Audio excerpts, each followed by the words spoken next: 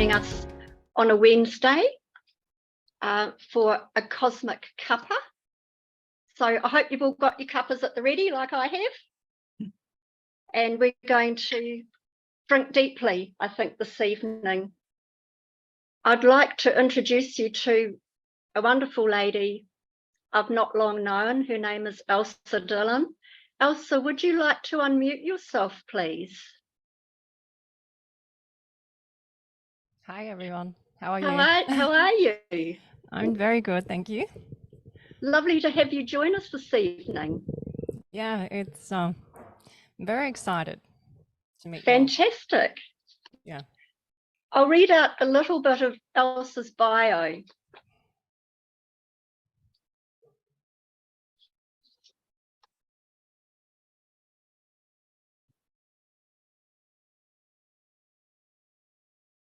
So Elsa comes from a family of 10. She has 8 children with her and her husband. I always think about cooking 3 meals 3 times a day and thinking of 10 in a family. That's no mean feat, really. She lives in Byron Bay in Australia, and she's a mum of 8, a mum of 8, and her husband is Richard. The Dillons have at the moment their second incarnation on Earth together. So they come from a family of oversouls that called in to incarnate in this realm at this time. Elsa's been having experiences along with her awakened family, so they're all awakened. She's had messages from beings with an oversoul connection, with happenings to the paranormal. They have met over 600 beings to date. They've had many forms and multidimensional realms shown to them, and they've been sharing their wisdoms and knowings since Christmas last.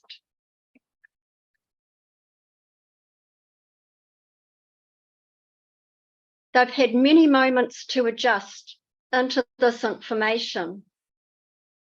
And Elsa talks about a tighter space for all of these frequencies downloading, and it's much harder on the emotions, the atoms, and the body.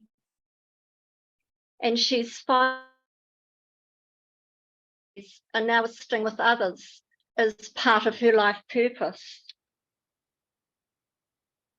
So Elsa, can I ask you, my love, what was it like for you as a child growing up? And when did you realize that you were maybe a little bit different from other people in your peer group? I just like doing it always my way. And I really disliked the word no as a child. So if I was told no, no didn't mean no to me. It just meant I had to go on another path to it. And so I was creative. I really always from very young, always liked to make things beautiful. Like I'd see the beauty in it. That was a big thing. So that's probably where art and the creative side. I did study art in school, so I learnt about Impressionists and history through art. But when did I know? Well, I used to talk to animals a lot, and people would find that weird. And Richard came back from New York, and we met, and we started dating. And I'd be talking to a pigeon or something, and he'd say, "Who are you talking to?" And I said, "I'm talking to the pigeon. Can you hang on a second?" And he was like, "You're different." But then I started to see him do it. And he started, so it definitely rubs off, or you ignite others. And I know it sounds silly. A lot of the way I probably talk might sound silly, but I've had to explain it to our 8 children. So my terminology isn't from any gurus. We didn't meet any gurus at all.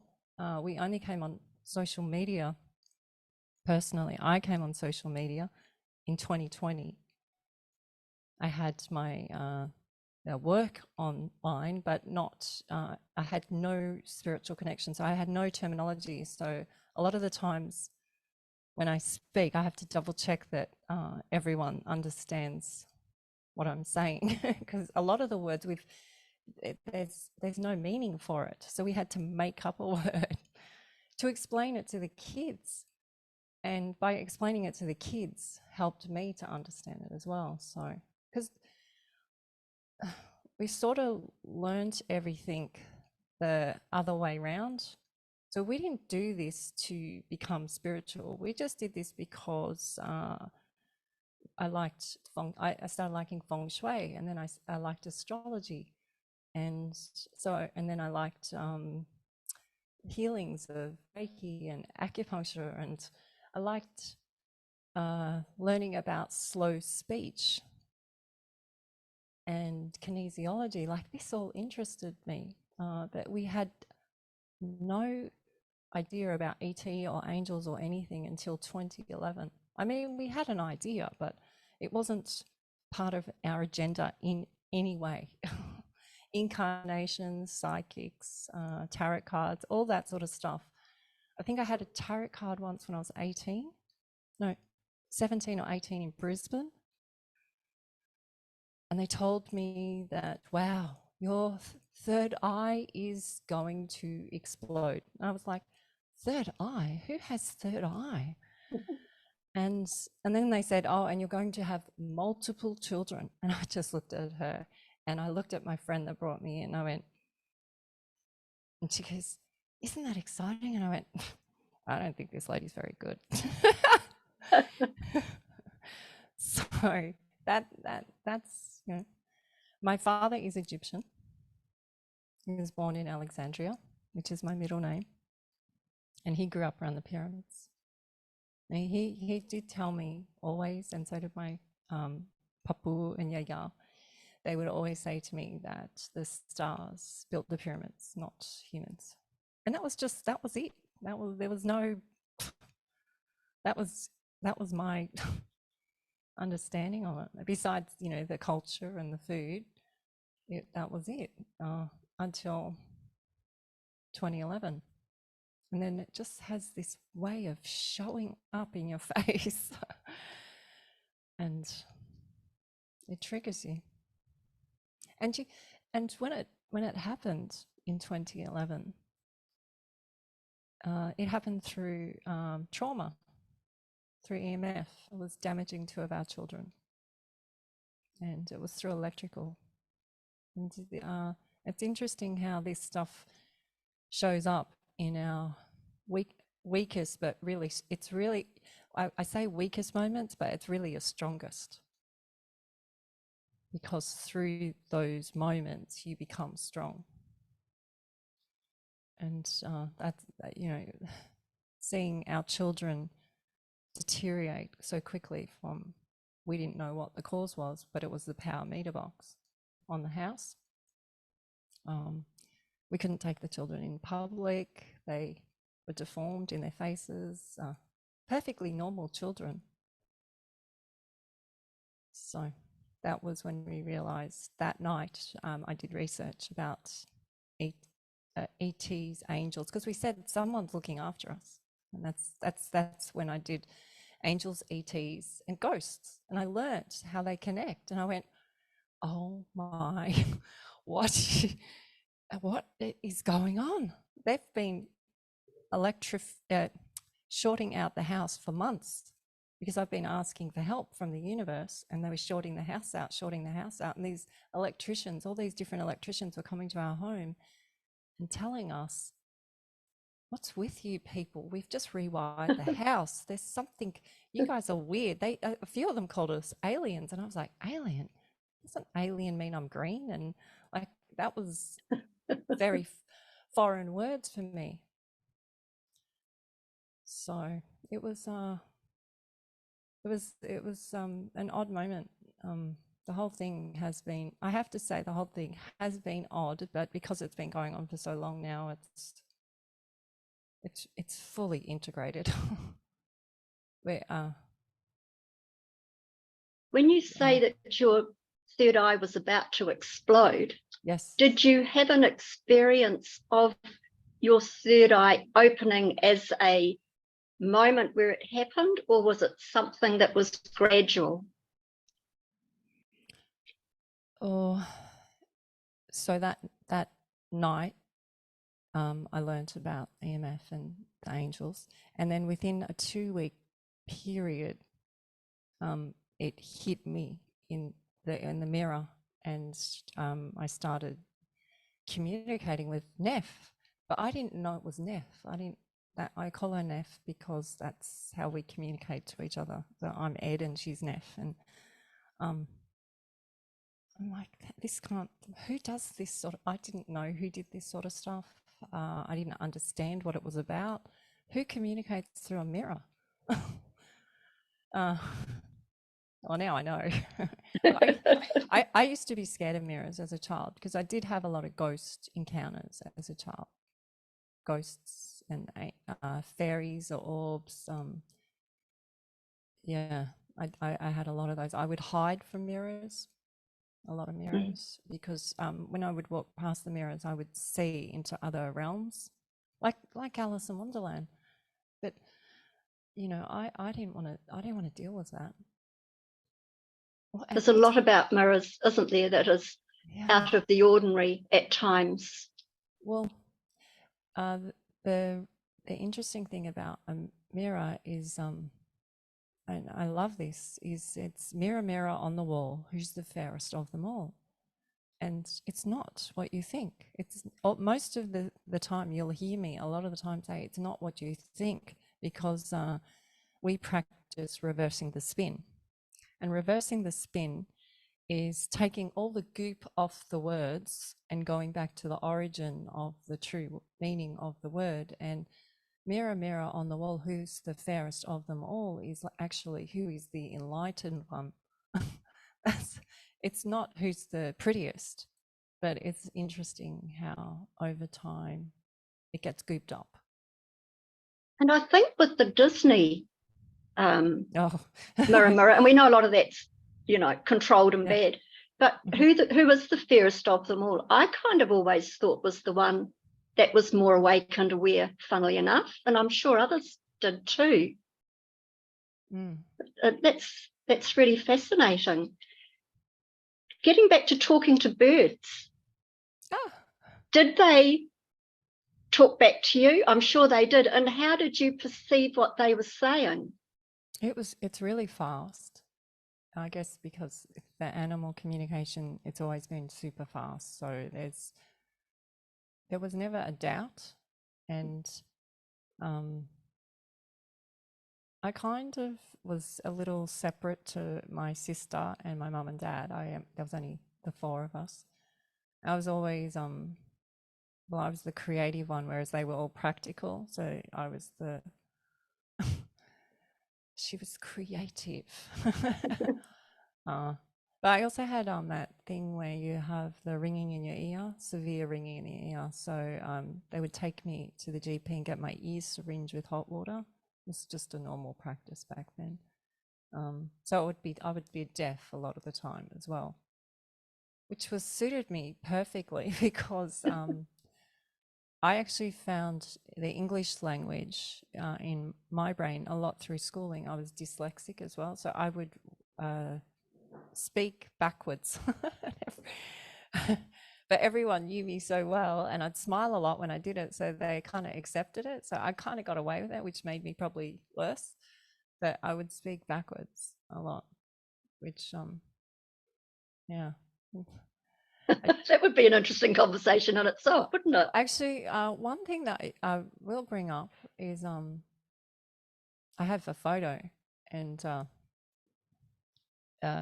I used to have a huge like dinosaur being that was always around me, and a lot of people have told me it's a dragon, but I would only ever feel up to the knees. I'd always sit on the feet, and I remember it was like a guide. He was a guide.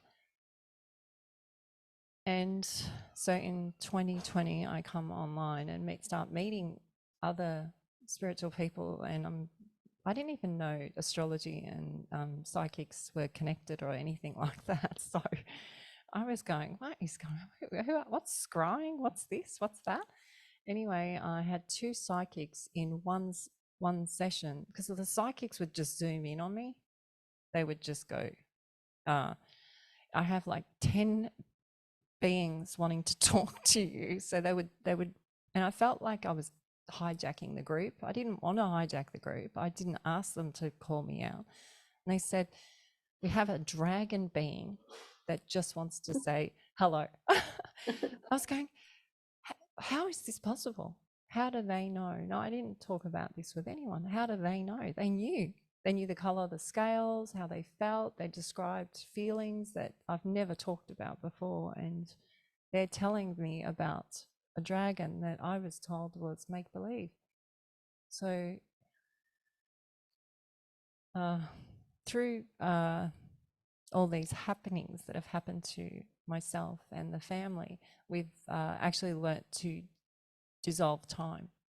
There is actually no time fast. So you can make it fast and you can make it slow, and you can go back. Our family call it moment collecting, where you go back to like if you're having a reoccurring dream of something in your childhood, we've learned how to take ourselves back and collect the information. What do we need to do there? Is there something that needs to be addressed? Is it just that I have to remember this place? Is there something that needs to be done with the land or the waters there? And we bring that information forward to now, the present. And Can you treat expand a it as little a bit? gift. Yeah.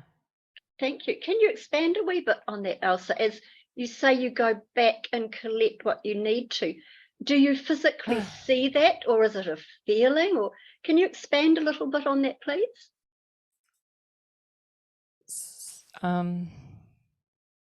So there's many different ways that you can do this. You can do it through regress. You can do it through hypnosis. You can do it through kinesiology. You can do it through meditation. So we've also had it where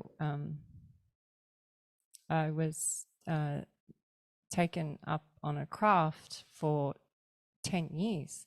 And I'm like, how does that work?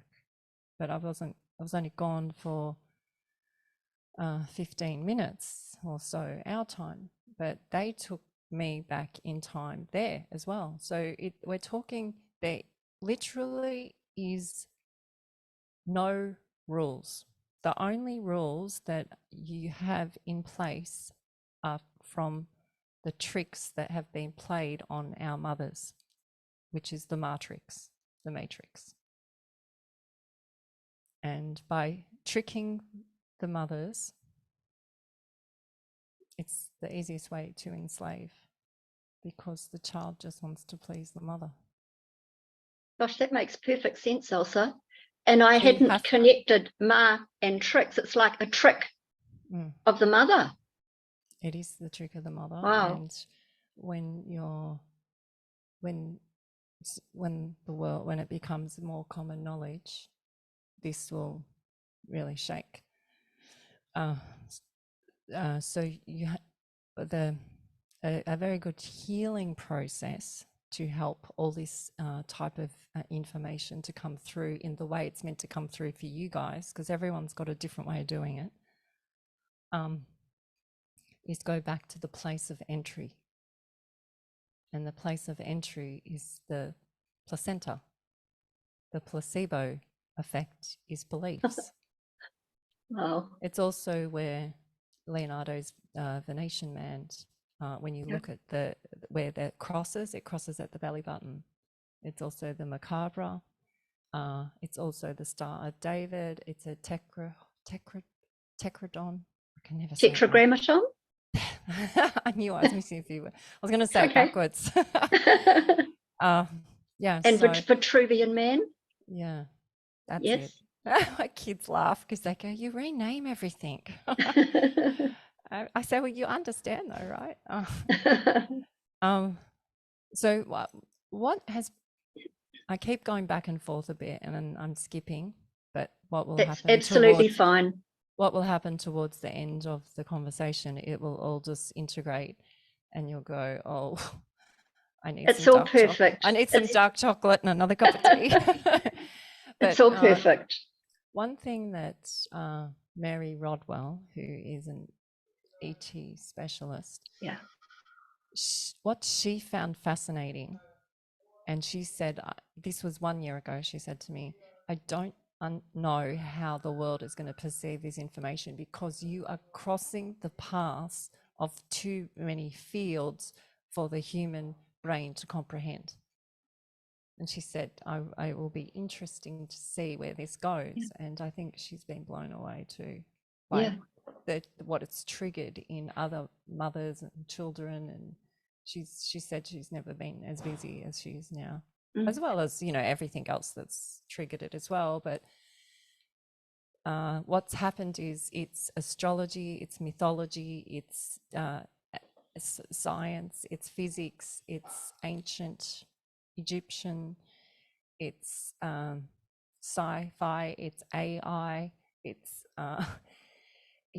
it's herbs, it's home births, it's everything, and it all interlinks, and you realize that it's all connected. There is no, it's no, the Bible, Muslims, Celtics, it's just all connected, and Yeah. that's they've made it separate for a reason. Yeah.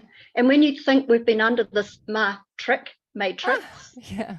for so long, and with the controls put on us from Saturn and the moon, etc., which is now breaking down, breaking apart, we're starting to see the light again. And people are becoming more aware now, which is fabulous. But it's learning to navigate these new ways, isn't it? Well, this is the tricky part now. We're in a pivotal point. And I've talked about this in a few interviews, but I'll bring it up again. So nothing makes sense. Yeah. So sense is money, right? So nothing makes sense. No thing makes sense. You are born at the place of entry with senses. If you look at anything with a fetus, they have senses at very young age in the womb. So it comes with you. You come in with these senses. Matter doesn't make sense. So the true purpose of we call our bodies arcs. So the true purpose of the arcs here on Earth, because our feet go like this. So we're arcs, so we're a hull, so we're half a seed. So the true reason that we are here is to contain ions, which is hydrogen ions, which is water, which carries the akashic records, the intelligence, not IQ. IQ is just repetition of being brainwashed.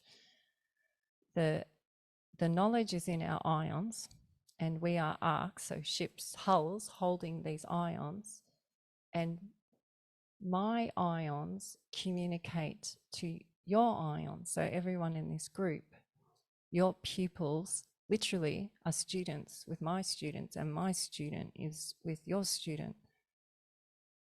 And we are here to act with our senses. Yet we've been told from very young, you're too sensitive. Turn it off. What's the agenda behind that? No animal turns any sense off. They use every sense they have because that's how they survive. That's how they mate. That's how they have offspring. That's how they have a nice nest. So why have we come here to forget? Good question. The beings that we have communicated with, both we believe the outer worlders and the inner worlders and below, they are in awe that we have no idea about this. They just, some of them, psychics have even said that they're almost like jealous because they want to have that, they want to have this. It's very hard to come here, by the way. So every single one of you that are here, well done, because it is really hard to get here. It's a unique soul coming to Earth. It's very challenging. A lot just come in and leave very quickly, especially at the moment. Yes. Well, Like they say we are the strongest of the strong at this time to make the change, to help bring in the higher frequencies, to ground these frequencies, to be the light that we are. It's our learning as well, but to help move this solar system forward. You know, the galaxy, it's awakening on every level. And yes, it's challenging. We've all been through huge challenges. But there's such a learning with that. Like you're saying, change happens with stress. Unless someone is stressed in some way, the change doesn't happen as easily. I wish it was otherwise. I'd love it all just to be roses and sunshine. But, you know, our greatest learning is through our greatest stress. And I wonder if you would like to talk about, I love your play on words, Elsa, with ions, atoms, atoms, yeah, and their importance with the genes and ancient DNA. Would you like to speak about that, please? So, being like dyslexic and not really reading many books, I was like, why are you asking me to do the ancient origin words? Because you should really ask someone that knows how to speak. They said, they were like, you don't highlight it or place importance on it. So it really does mean nothing to you, those words. So they do. So I look at origin words. So one of the ones we looked at November last year was lack. And I knew that there was an energy coming through in November of a feeling of lack would wave through. And that was in astrology, that message came through. And I could feel this huge wave coming through of lack. And the actual origin word of lack is lactate. Oh, and leak. Wow. And leak is actually the eternal flow of a spring. So it's actually the opposite meaning. Wow. So then, why is there so much trickery? What's the trick about? Why are they making us so weak with all the plane spray and EMF and food and the EMF energy from all the devices and turning us off communicating with each other? Why are they doing this to us? It's the parasites and viruses in us are the gods. They're the gods within. Now, this is a really hard one this will be hard for a lot to digest, literally. Die-et. It's in the words. They used to fast before huge energy would come through. It wasn't about Easter. It was about they knew that there were huge energy coming through at those times. They were like portholes or gateways, something about a way we spin in where we are placed in our orbit. We're like on the edge of a freeway, and when we spin, when it comes around to Easter time, we get a lot of galactic information, and they know this. So all the religions would fast so that they would be light beings, so that they could understand the messages. So then the ones that could understand the messages then would share the story out to the community through the grandfathers, the grandmothers, the seers, the oracles. They were the magi ones. that's what it was before university and religion. You would go to the witch doctor, or the one that would be able to decipher your dreams. You hear of it in the Bible and Muslim reads and Arabic reads, or the Egyptians. But I looked up yesterday what the word university meant, and it's not pleasant.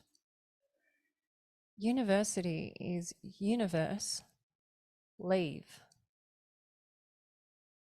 So that abandon or loan are all similar words, similar origin words. So they're basically saying like a hold or a leave of the universe. So by going to university, they are loaning our minds. I went, wow. I don't make this stuff up. This is, you can well, you can spend quite a few hours researching, but you'll get to that point where you hear that in the words and you go, why did they do that? Because they're fragile. They've taught us that we're fragile, but really they're fragile. They're fragile within us. They hang around our spleen where we make decisions. And it's important to cleanse them out naturally, if you can.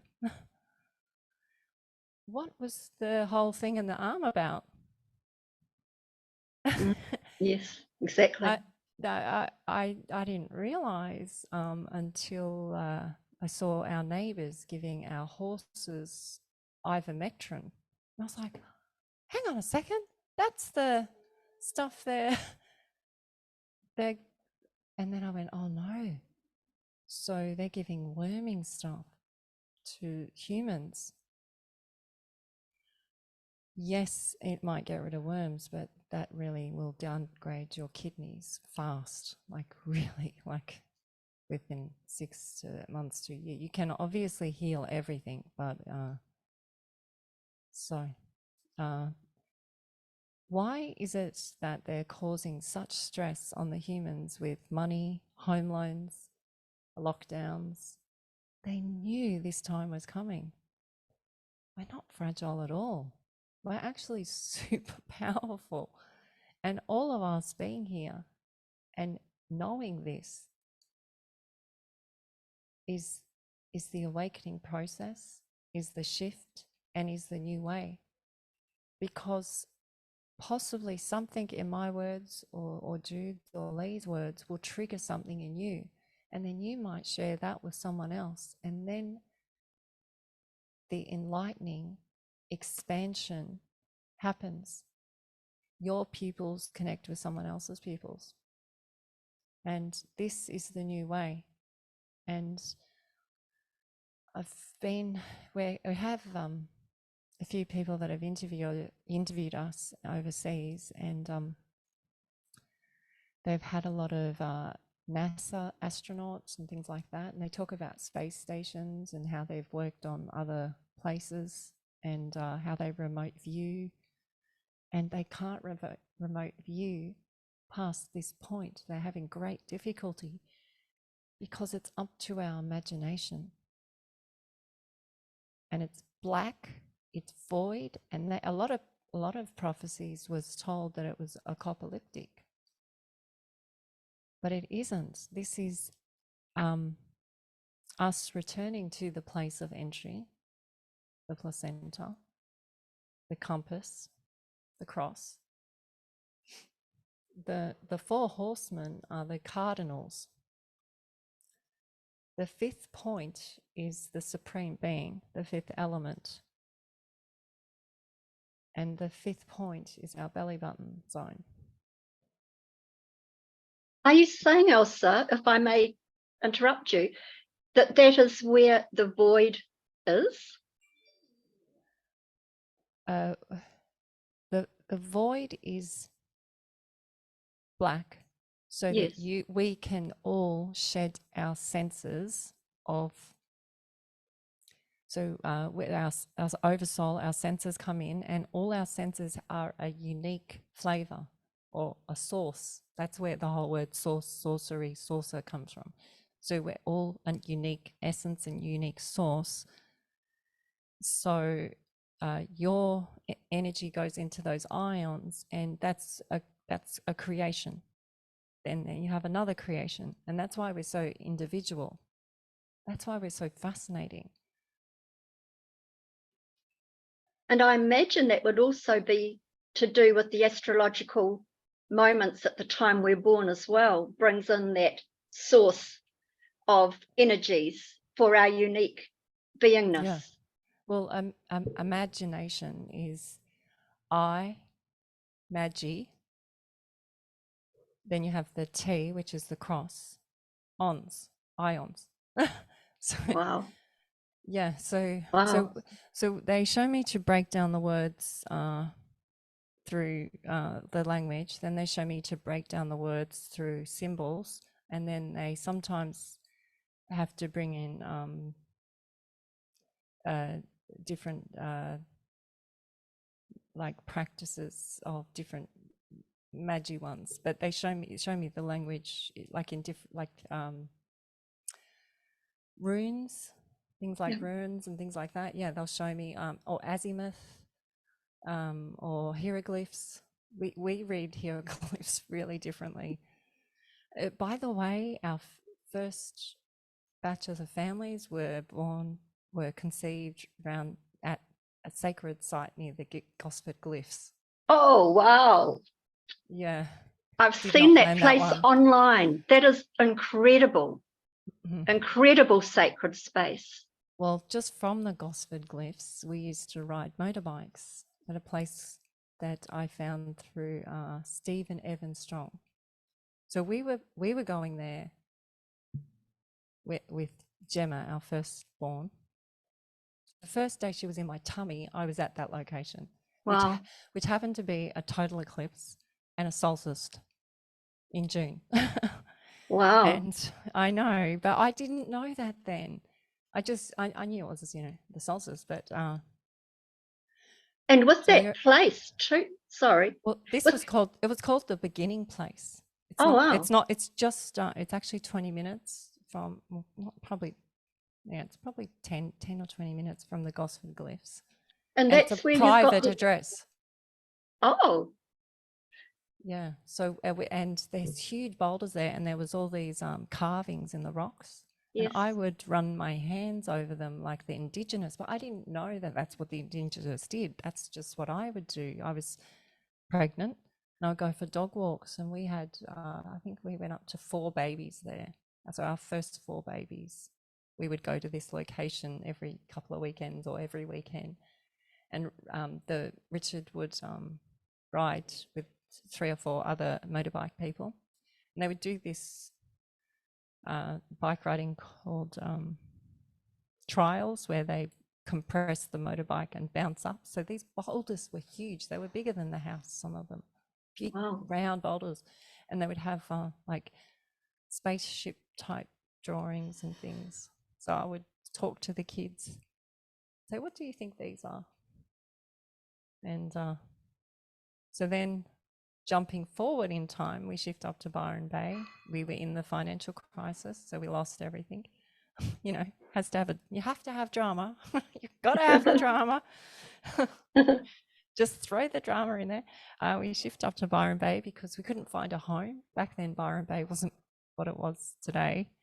But no one wanted us to have 7 children renting in New South Wales. So we came up to Byron Bay and lived on a farm. And it wasn't until 2014 I came across Evan Strong, and I realised that we were riding at the beginning place. Wow. Okay, so this sort of information keeps coming up for Richard and I, and he's so. And also you've got the Egyptian connection there too, because when the Egyptians came to Australia, they left a lot of their markings and hieroglyphics there. Did you see those? So an Egyptologist, a few of them have read the Gosford Glyphs, and I've read them, and I read them very differently to them. See, we're reading hieroglyphs from university, and what we're taught in this time, they're going, it doesn't work like that. You have to go pre that. You have to undo all that. And this is this pivotal point I'm talking about where we are now, is you have to undo carefully, undo. And a lot of people have talked about this, that you have to undo it in a sequence that suits your body and suits you. So you undo the matrix or the programs or whatever you want to call them. You undo them slowly to get back to that center point here, which is the belly button. How do you suggest someone undoes that? Oh, These are words that are this is fabulous, a big one. But how does one do that? August 2022, so last August, I got a big confirmation that the shift has happened and it's okay. Because I was still, I'm going, I don't know about being online, and I don't know about all this sort of thing. But on August, it was like, bang. I saw, so the cross has been like this through religion up here. So what have they done to our compass? They've thrown it off balance. So the cross, they've told us that our heart is the pump. It's not. You go back to Shakespeare, the heart is the spleen. They say, were they good spleens? You can read it anywhere in a certain time era before they gooped it up. So the true heart was the spleen. The spleen creates black bile. This gets deep. So the black bile, you have to keep it in balance in your body, which comes back to the fasting. The black bile is the chessboard. What do they say is in all the royals and stuff? They know all this information. They know it. If you join the royal family, you have to sign something to say that you will not eat starch foods. Why? Because they know. Why do you have to have a blood check on your firstborn, like babies when they're born? It's not to check on diseases. It's got nothing to do with that. They're checking on your bloodlines. What's interesting is that because they knew that this was going to happen in New Zealand, Australia, they knew one of the biggest surges coming would be from this region. So in Australia, every document you sign, they always ask, I'm curious to see if this is the same in New Zealand. Every document you sign, they always ask if you're Aboriginal or Torres Strait Islander. Do they do that in New Zealand? They do on some forms ask what your ethnicity is, yes. Census forms, etc. Yes, they do. Everything, schooling, everything. In Australia, they are, because they thought that this would come through the Aboriginal lines, and they were not prepared for the black swans. And the black swans are the impossible. If you look up what black swan means, the black swans they were impossible because they weren't real. They were only ever white swans, and they came to Australia and they were black swans. So they made the impossible possible. What's interesting is the royal family own every unmarked swan in the world. Yes, they do. That's and correct. They eat them, and you're not allowed to eat them. Only they're allowed to eat them. Oh, I didn't know that. And I was like, this is weird. This is weird stuff. So we do this thing called mapping in Australia and around the world. And what's interesting is when we do mapping, I can see where there's areas that need assistance. They'll always be called swamp. There'll be a swan somewhere. Wow. Yeah. That's fascinating. There'll be a black rock, a swan, or a drain, or a basin, Like it's very interesting. Again, crossing over all ley lines, ancient sites, all crossing over all this information. So again, there's no right or wrong way to come in on this. It's just what feels right to your ions now. So what was interesting with me meeting Judith is I'm in a Zoom session with Judith, and it was early, like before dawn, and a craft, not one, but like a whole fleet came over, which I've never had happen in a Zoom session. And Richard and our second son, Jet, were up, and they like to go and do a gym workout when everyone's asleep. So they're like, Mum, you have to come out. And I said, I can't, I'm with Judith. They're like, you have to come out. So I said, excuse me, Judith. I went out and I saw this fleet, and I was like, wow. So they were coming through, and the way a lot of the messages, the direction they come, where the constellation is at that time as well, where they pass through. There's lots of messages in all this, and we realized that this was going to be quite quick for Judith. Like, they were showing us that this group, which I had no idea how big Judith's group was, but this group is, you are all going to literally surge out in your unique ways from now on.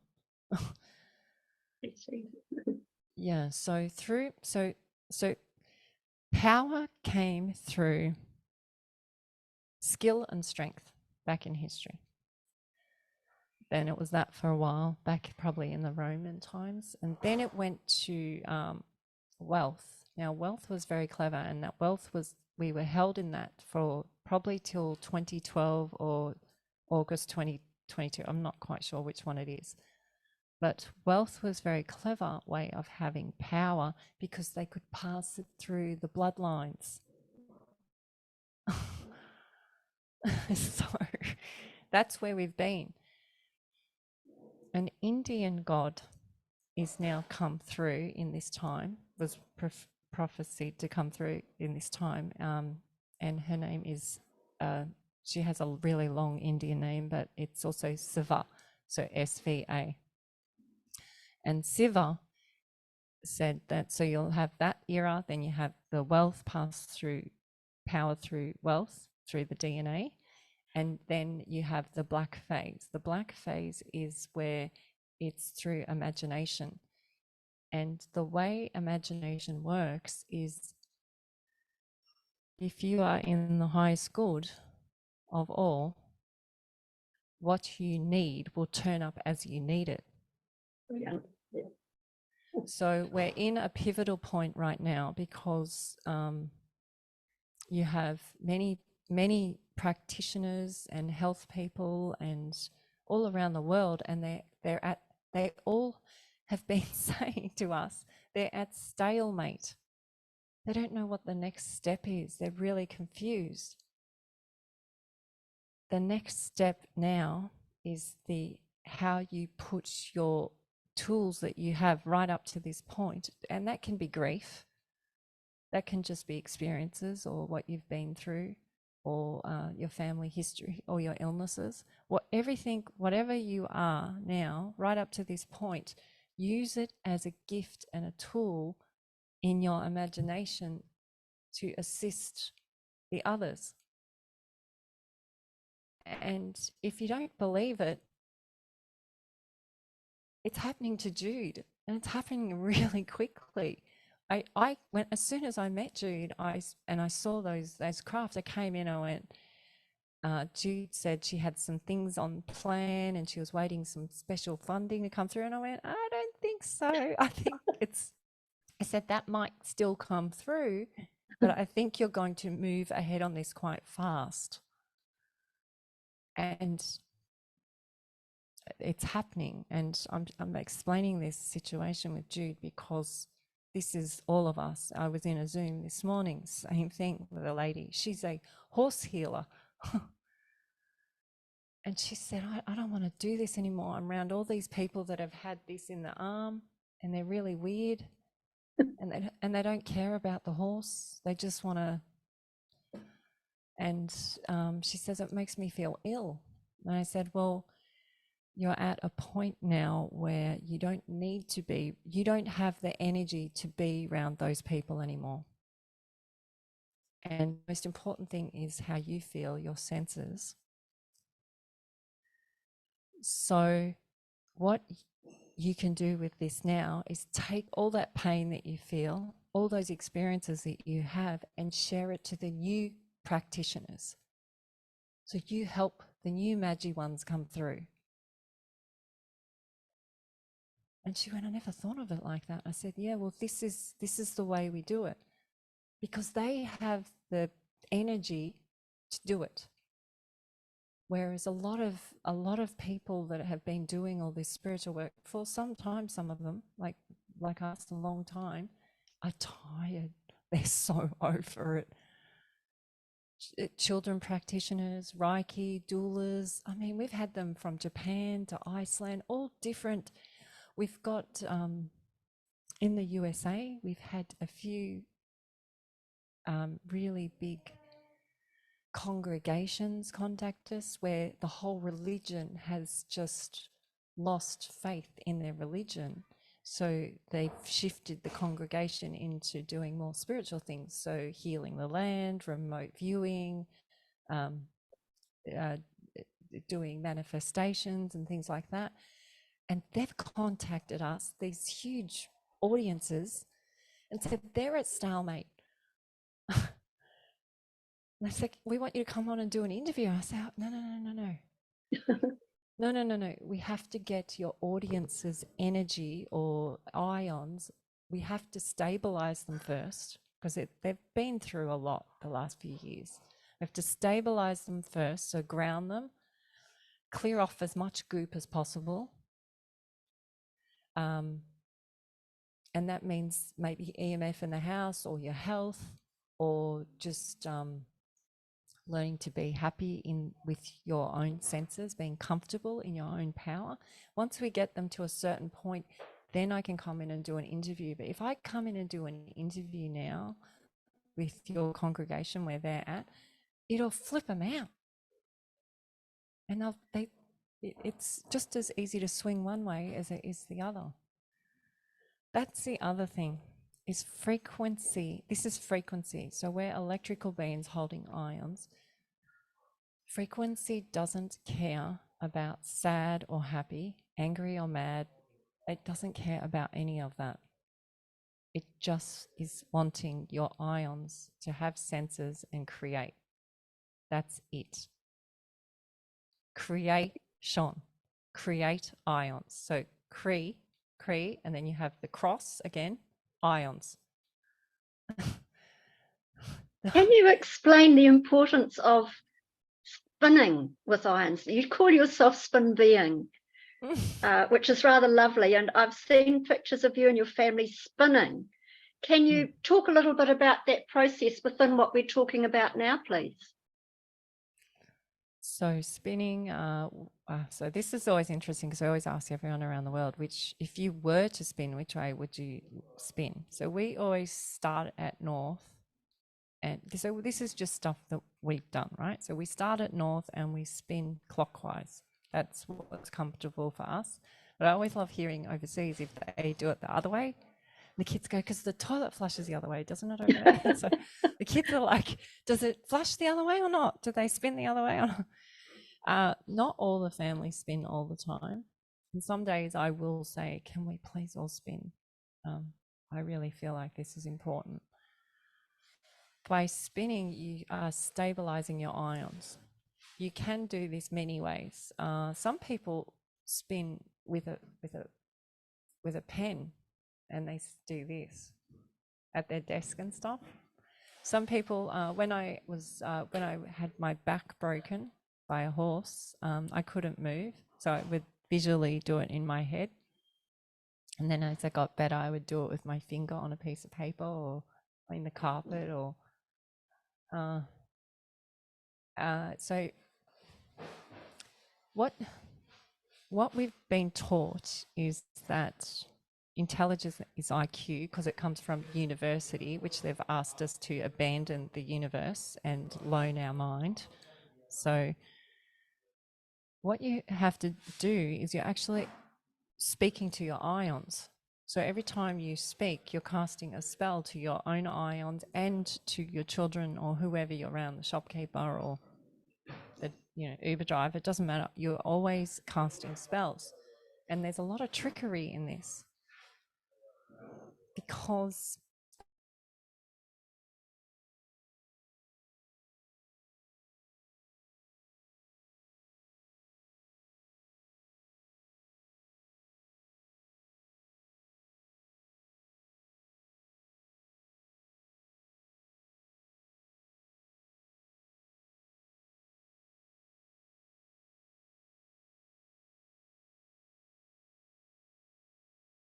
Elsa came out the exact same time that I found out about Neff. Why? Because they can, if they can remote view things, and I don't know if you've seen all those interviews with those space soldier people and stuff, they can remote, they know, they've trained to do this stuff. So if they can remote view this, we had a wand craft come through and everyone, I got just the repeat typical answer, oh, that's Elon Musk, because it's been put out in the media because they knew this craft was going to come through. Now this craft that came through is lower than our flight of planes and it's huge. It's like kilometers long. Elon Musk's satellites are as big as our kitchen and at 50,000 kilometers. There's no way my iPhone or my eye can see that, as well as how fast it orbits. That they just put out these smear campaigns so that it discredits the information. So they don't just do it for political stuff or celebrities, they do it across everything. And being part of our profession, Richard and my profession, we were fashion photographers. So we met a lot of the celebrities, met presidents and lots of amazing famous people. And it's a lot of trickery goes on. And it's easy. It's so easy to put out a false story. It's really, it's so easy. Yet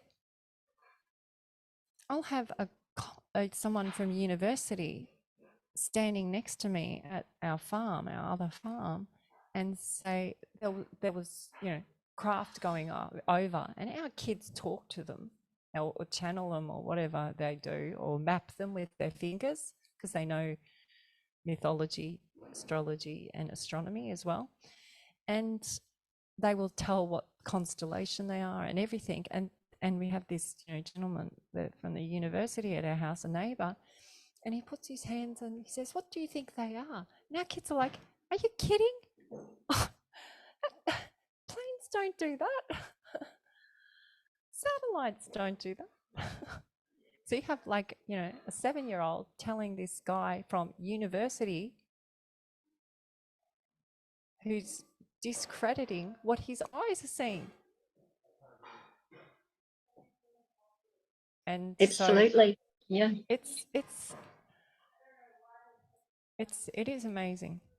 Talking really about eyes, can you talk about the importance of eye contact and yes. how we've been removed from the real world with technology as opposed to eye, and the importance of that in energy frequency? So I just did my first presentation on stage up in Noosa. Yeah. So I was like, oh, here we go.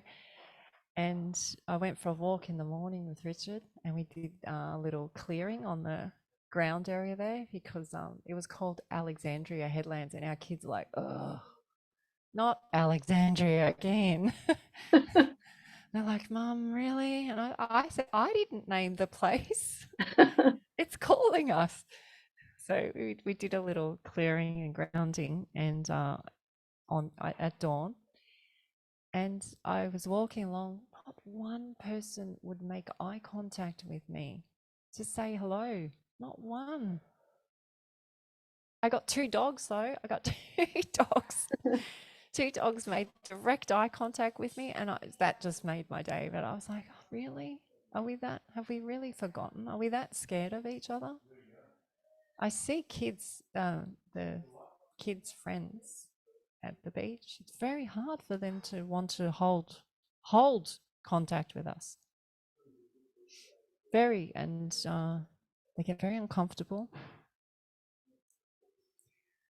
But what happens is when your ions meet someone else's ions, there's something really magical that does really happen. And it's magical. So it's the magi ones. So don't think of magi as magicians. Think of it as before university. So the magical. So when 2 ions meet, so we're spinning at this frequency. So our family members have this sort of frequency going on. And then we meet someone at the shops and they come along and their orbit meets our orbit. Now their frequency is spinning different to us, but then they might be attracted to us for a bit, like almost like a magnet. And then what happens is they start getting out of whack because they're not used to spinning that way. They have to leave really quickly. And you'll start to go, hang on, that happened to me the other day. They make an excuse, oh, I'm really busy, I've got to go. You know, like I've got this on. And they'll make 100 excuses why they've got to get away from you. And we used to, way back, like, 30, we're going 30 years. Wow. I used to take personal offense. Why did they like me? What have I said? But it's not, it's just your frequency. But what's happening is the oversoul essence of them realizes that your ions, if you're at a certain frequency, your oversoul and this oversoul recognize each other. Realize, yeah. And then what happens is then the other infiltrators come in because they can feel the shift happening and they freak you out. So then the fear and the doubt gets pushed in, which is the matrix again, which is the ancient alien DNA. So it comes in and will tell you, oh, you don't like them, or you're jealous of them, or who are they, or like it will be of that energy. And that's what happens. How does one navigate knowing that we have that component that's been put into us? How do we navigate to be more that we truly are on a higher level and a higher vibe, that we don't vibrate at that lower frequency where these doubt spheres come in? Well, so there's a few tools I use. Is it unconditional? So is my information I'm sharing with everyone tonight unconditional? So I'm sharing my story and it's none of my business what any of you think of me, which is a David Icke saying. And I love that because it just covers me. And I tell our kids to use it because it just covers us in this pivotal separation sort of moment that the world's going through. So if someone is asking me a question and it's conditional, that's generally has that feeling of the frequencies off. When I'm talking to someone, if I hear a niggle in their voice, something that rattles me or triggers me, I go, hang on a second, are they triggering me? Something that I need to learn to heal in myself, or is it in them? Which mirror is it when the 2 ions or 2 pupils come together? Who's teaching who in this session? And we all, take roles in this. And again, there's no right or wrong. It's just create ions. And what will happen is the other one is you look into their left eye. This is the one I tell our little kids to do because that was really helpful for them with teachers or other parents. I'd say you stare in the left eye and watch what happens.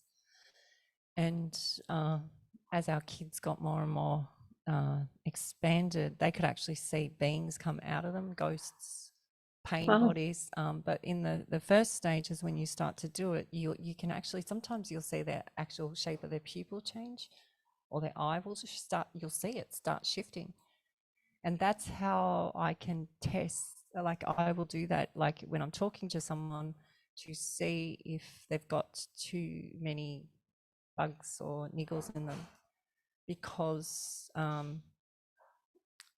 I know how far my conversation can go with them, because if I take it any further, it will just spin them off, it'll flip them off.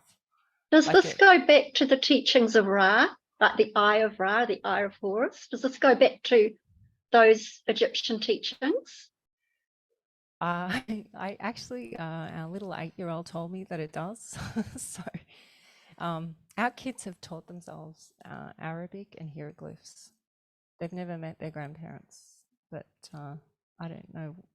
They said that their horse taught them. Their horse has Azima Freeze brand tattoo on the neck of one of the horses, and they said the horse has taught them Arabic. I went, wow, can you show me? And it's amazing. They can write it, they can speak it. Oh, they can write it. There's 3 ways they do it: write it, speak it, and they can understand it as well, written in English. So that's amazing. How incredible. And that's the youngest 2. So how do you? Yes, they're really switched on. I don't know Arabic. I mean, I heard my dad speak Arabic. They've never met their grandfather. So it's incredible. Yeah. How incredible. Yeah. So I wonder, with all this, what we're talking about. So once you keep fine-tuning yourself to come, so you're peeling off the matrix, and you can get to this alignment. So where it's already shifted. So there's nothing to fear or worry. The only fears or worry now are within you. And I had a lovely lady this morning, this horse lady, and she said, oh, with this, you've got a lot of plain spray and stuff. Do you feel like they're attacking you? And I went, we just had a whole session about fear and worry. And now you've said that to me. No, the way we look at when we have military craft or anything that come into close contact with us, it's a confirmation that we're actually on the right path. And there's no fear. It's actually the opposite now. It's exhilarating. Fantastic. Yeah, it's fantastic. But at first it was scary. We would have the black ops helicopters with them hanging out with machine guns, circling the house, and the horse herd, they're so low that the horses are, galloping around. And the kids are like, Mum, there's a helicopter circling the house. And so the whole, the fear thing comes in. I say, well, okay, what can you do about it? And then, our eldest son goes, watch this. He said, I did this the other day, and he got his phone. This was back in 2013. So our, phones have come a long way since then. He got the phone at 2013, and he held it up at the helicopter, and it was like something out of a sci-fi film, how fast the helicopter would leave. Wow. And I said, what do you think that is, Jack? And he said, oh, it's because we've acknowledged them. And I said, so how does that make you feel? Does it make you feel scared? He said, no, it makes me feel excited. I said, oh, because as a mother, what are you doing to your kids? You're bringing all these ETs in. I didn't bring all these ETs in. I didn't bring the military or the happenings that we've had in. I did not ask for any of this. I would have, back then, I would have much rather it didn't come in. So maybe soul contract stuff, that's another way of looking at it. And you've come as a family with your oversoul, your agreement with your oversoul or oversouls to work together for these changes. So if I can maybe just ask one more question, and then would you be happy if we put it open to questions? I would love to hear everyone else's voices. Thank you. You probably heard me rattle on enough this evening. How would you describe the best way of navigating in these times and talking about the inner essence of the oversoul connection with agreements and contracts? So that's kind of just what we touched on there. That would be lovely, Elsa. Thank you. Is that too much to ask you in one question? No. Thank you. So we have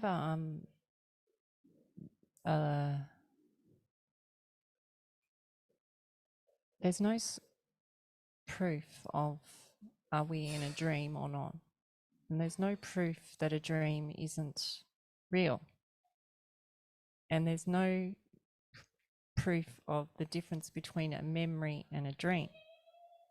There's also no proof of remote viewing a dream or a memory, and then there's no proof of a remote viewing dream, imagination, or a regress. What? This is a That's time. a lot to take in. Yes. So this is a time collapser. Time. The word time means tie me. And then if you keep breaking the word down, time is actually the herb time, which is senses. And they use time. I'm not sure which religion it was or how far back we're going, but they use a lot of people use time as a trigger sense to open their crown chakras, and so that they could decipher codes coming in, or galactic information, or angels, or whatever mythology they had at that time. But time, that's what time was. So it's thigh me, not tie me. See how it's goopy? Yeah. It's just, that's why I say to the kids, it's all gooped up. But what's interesting is how amazing the gooped up and the precision to get it to this now time. The planning and the alignments to have it all happening right now, and all of you in this group to be here right now hearing us speak about this. There are no coincidences. There are no randoms. It's all part of your journey. And we say it's all part of everybody's show. And people say, well, how come everything's about your show? Well, everything's about my show because I don't know your show. I only know my show.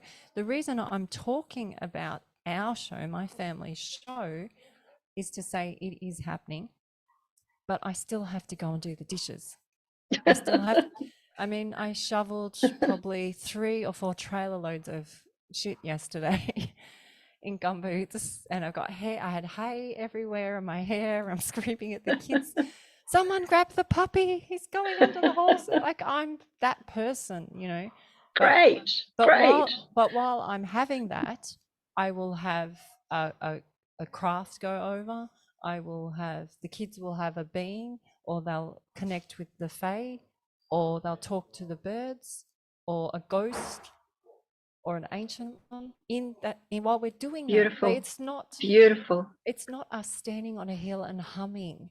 Yeah. We go, okay, yeah, that's that. But it's not because our family haven't talked about it with anybody else, and we weren't doing it for any reason. We were just doing it so that we could get through our day to day. Because if you don't address this stuff coming up for you, like if you do what I did and duck past the mirror, it gets more, and it gets more, and it gets more.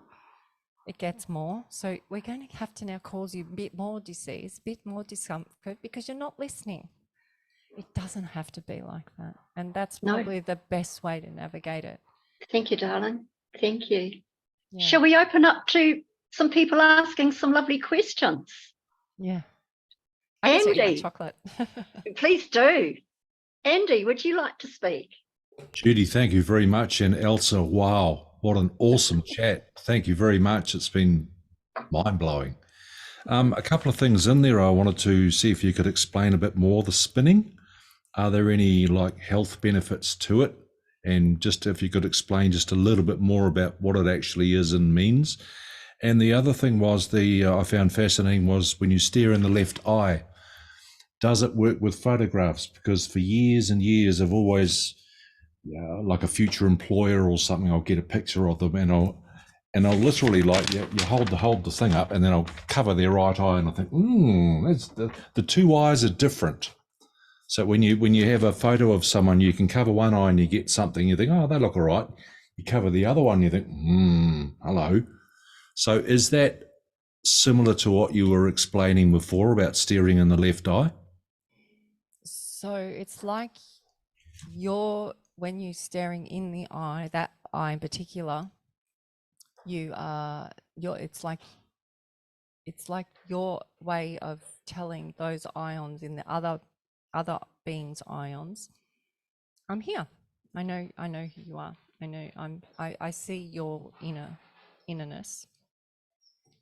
I'm not really buying your whole story though. People love to tell you their story. This is who I am. This is what I do. Whenever you start hearing they're telling you the story. It's what they would like to be. When you look in their eye, you will see their truth. And a lot of the time when we look in the eye, we'll be quiet for a bit. Send them crazy if they're not in their truth. And we don't want to send them crazy, but it's important to speak in your truth with another eye on. That's your response ability in this ownership, your own ship. I know, it's crazy stuff, right? So it's really important. We've been told that it's not important, but it is. It really is. And they wouldn't have given it all these names that I'm saying to you if it wasn't important. So the eyes are the gateway to the soul, but Yes. you would add particularly the left eye? The left eye was a tool that I found that I could to get the little ones, so that it made me feel motherly protection for them, because then they could do it without, if I wasn't there.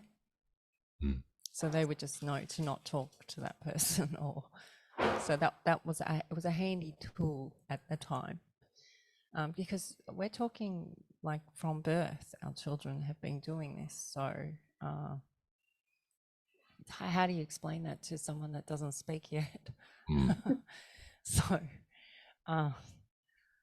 the other thing with the spinning is we're my husband's a fisherman with the children. They're very good fishermen, like deep sea fishing. And we found that if you spin, you don't get seasick. What's that about? Wow. So your ions are going up and down, up and down. So if you spin, you don't seem to get seasick. So you've got my husband out there talking to fishermen. And they go, how come you guys, I was so seasick the other day? And he goes, well, my wife says, if you spin, they're like, really? I'm gonna give that a go. So, because if any of you are fishermen, you know it's just horrible when you're seasick. It's just horrible. It's just the pits. So, by spinning, what's interesting is I put out a video. It's one of my favorite videos. It's called Spin Beans on our YouTube channel, and it's of the family spinning. And the reason I brought that one out was actually I brought that out at a time to help stabilize humanity, because that song and seeing those pictures and seeing the realness of our family doing it with animals and the spinning will actually stabilize you just by watching that. And it does. I watch it a lot to calm me down, because a lot of things are overwhelming in what's going on today. So by stabilizing, so So say there's a full moon coming or an eclipse, you stabilize. How do you stabilize? You can stand in water, you can spin, you can ground. Some people attach wire to them when they're sleeping and put it to the ground. Some people have some people have EMF organs. We have those a lot. Our kids make them. There's lots of ways that you can stabilize. Having oil. So think of yourself as like an electrical being. So salt, oil, water. They're the big ones. If you're not balanced in those areas, your ions can't move around properly. They get stuck. So by spinning, stabilizes it. And spinning isn't for everyone either. Some people don't like doing it at all. But it's also you're in act. So your ions are in act. And that's what we are here to do. We are here. It's not just good enough to be here and feel spiritual. It's to be here and act. That's what gene means. That's what the human being means. It means to be an ion and act with the water that you're holding, with your essence. Awesome. Thank you. Appreciate your answer. Yeah. Alan or Alexis? Hi, Hi there. hi, Judith. Thank you so much for tonight. It's been absolutely amazing. I just want to double check I've got you right. One uses one's left eye to look into the other person's both eyes or their left eye?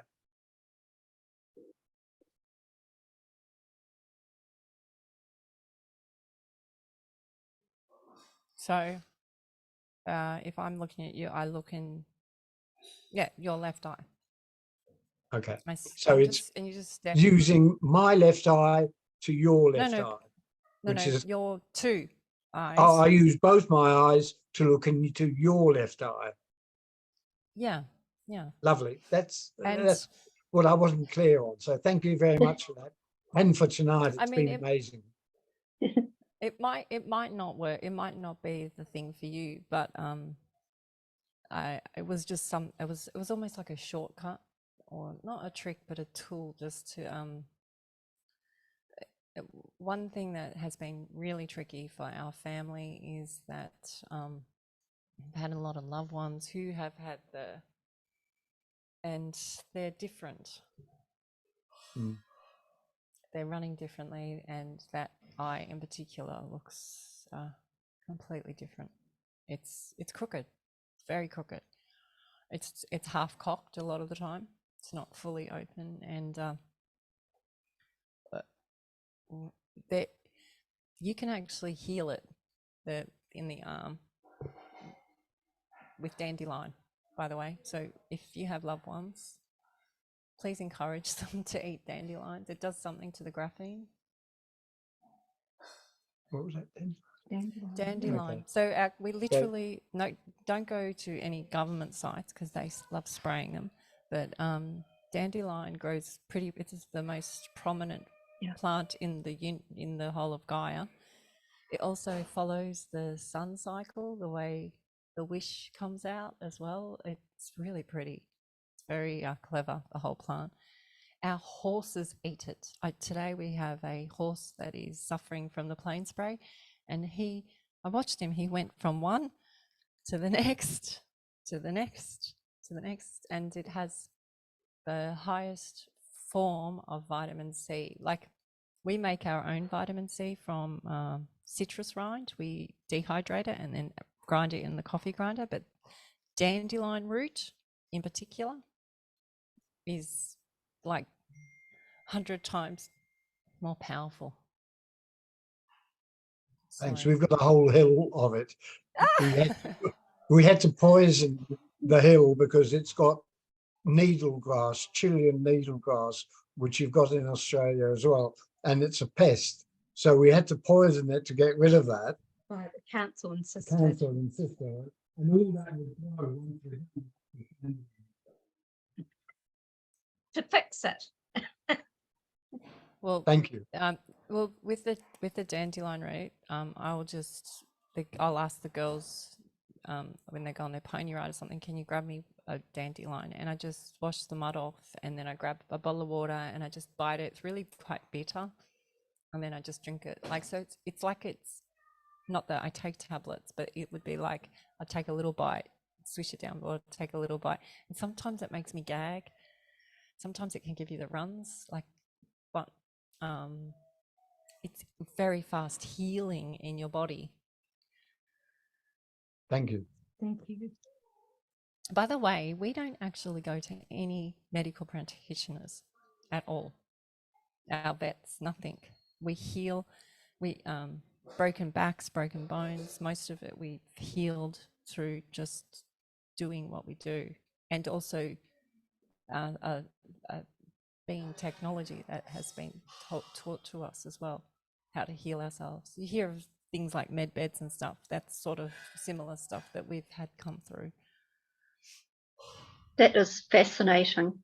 Baz, Yeah. would you like to have a chat? Thank you, Ella and Alexis.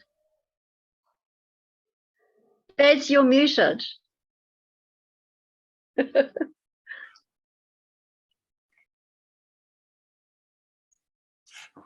Jude, thank you very much. Elisa, please excuse me for saying so. Very nice. I wish you were my mother.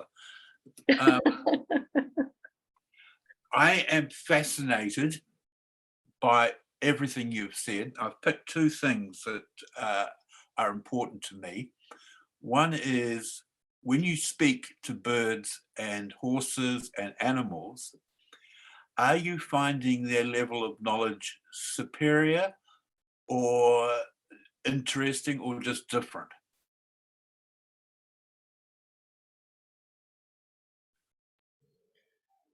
Lisa, you're muted. Oh, that's good. Oh, Yep, they come yep. from a place of knowing. So when I see a guru type talking on the internet, that's probably how it feels to us. And what's interesting with this imagination stage that we're at,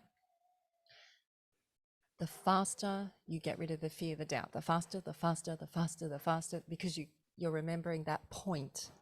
That's what the animals do.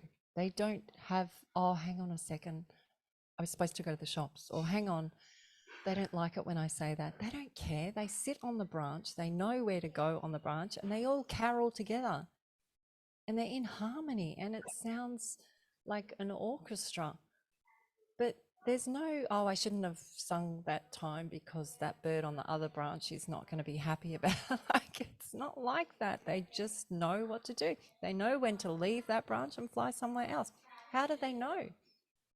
They don't have a job to go to. They just know, and they do. They're not attached to time. They're attached to the sun rising and the sun setting. And that's what we are. That's who we are. That's who we are. We've just been told the goop. Thank you. As an observation, I see that, or it sounds to me like you've made your family reasonably public in terms of what your abilities are. And that's a very brave thing to do, which I assume is that you see all of us heading in the same direction that you have, or similar. And I'm not quite sure, because I've got lots of doubts. I've got to go to work, I've got to answer the phone, I've got to go and I've got lots of things to worry about. But one of them is I don't quite know where we're going. But what you're telling me and your bravery is very encouraging to me. Mm. Thank you. Well, I actually, I did it for cosmetic reasons. What happened, my teeth were starting to literally like fall out my mouth. And my husband's like, you look like a skeleton. You can't keep walking around like that. And so we believe in natural healing. So I looked into the metaphysics of it, and they said, you've got to speak out. And I was like, speak out about what? Like, tell people about NEF? Like, how are they going to digest that? you got to speak out. You got to speak out. And I started seeing them use the beings as a form of manipulation. And we had just been through all the lockdown. We haven't worked since the lockdown, by the way. So we're managing. I don't know how, but we are. And they started bringing this whole ET agenda thing coming out. They're going to scare, and our kids are like, but they're friends. Like, they've helped us all these years. Why are they going to make everyone hate them? And so I was told a decade prior to contact Mary Rodwell through Dolores Cannon when she was alive. But it's not ready yet. So I contacted Mary and I said, look, Mary, I was told by Dolores Cannon to contact you. Our children draw all these beings, and I just want you to tell everyone that's contacting you that they're friendly, they're not scary. And Mary said, okay, well, I'd like to talk with you. And so I started telling her about the kids, and she said, well, so how did this whole ET start? And I said, well, it actually started 10 years prior, because we're sort of reliving this other family's life in exactly the same order, the same sex as this other family. And she's like, what? And she tells me the gold from Tutankhamun's tomb is from Gympie. We start talking about the hieroglyphs, and I start telling her the whole story, and she's just like, what are we going to do with all this? And the night before I met Mary, they said, you're going to make a video with the Star Lady. I'm like, what? Who's this? Mary Rodwell's the Star Lady? All this time she's the Star Lady? I don't want to do any more videos. You know, we haven't worked for, I'm kind of over it all. I'm a bit disheartened. I don't want to do videos. But the message was clear. You are doing videos. Mary sent me a copy of our chat, which went for over 3 hours. There's no Mary Rodwell on the interview. Nobody wants to see me. I want to see Mary Rodwell. She's the star. So I thought, how am I going to... She said, do with it what you wish. And I thought, oh, I don't really wish to do anything. They're telling me what to do. And I know that it's best to follow their messages. So I put the first video out in February last year. And then this whole thing started, and I was told it was okay to be on social media in 2020. And Neff and I had a covenant over the family while they were really young, because we were around a lot of celebrities, a lot. And there was like a safety, so Neff couldn't really communicate with the children and vice versa. It was like I don't know, it was this like safety thing. But then I had this big craft experience in 2017, and that's what was like the catalyst, and it sort of was like everything was okay from there. Yeah, it was I hope I'm not spinning around too much. You are, but it's wonderful. Thank you, Bears. Thank you. That's just wow. That's all I can say. Well, that's it. I just want to say, I too, and my family are like, why does it have to be that family? Can't you pick another family? I don't get to pick who they do. And I didn't choose this. I didn't ask, and I didn't need for this to happen. But why is it like this? Why have they chosen our family? Why is it such a big show? Why does it go over all these presidents? And like Richard's seen in the eyes of Trump and Putin. There's not many men who've done that. You know, like, why has all these things happened to us? And it's to make it show how crazy it really is. But compared to what's been going on the last 3 years, I think I'm actually quite normal. I think And who's to say that in the greater scheme of things that it was not chosen by you and your family to contract this? Well, in 1997, we had an astrologer. She said to us, "You're royal." And I went, "Royal? What's royal?" And she said, you're royal. You've got royalty. I see king and queen. I said, "Oh, well, maybe we're going to shoot the royals." That's what I was thinking back then, because we were shooting the Olympics and, you know, all this sort of stuff. And she said, "You also in 2022 and 2023, you go global."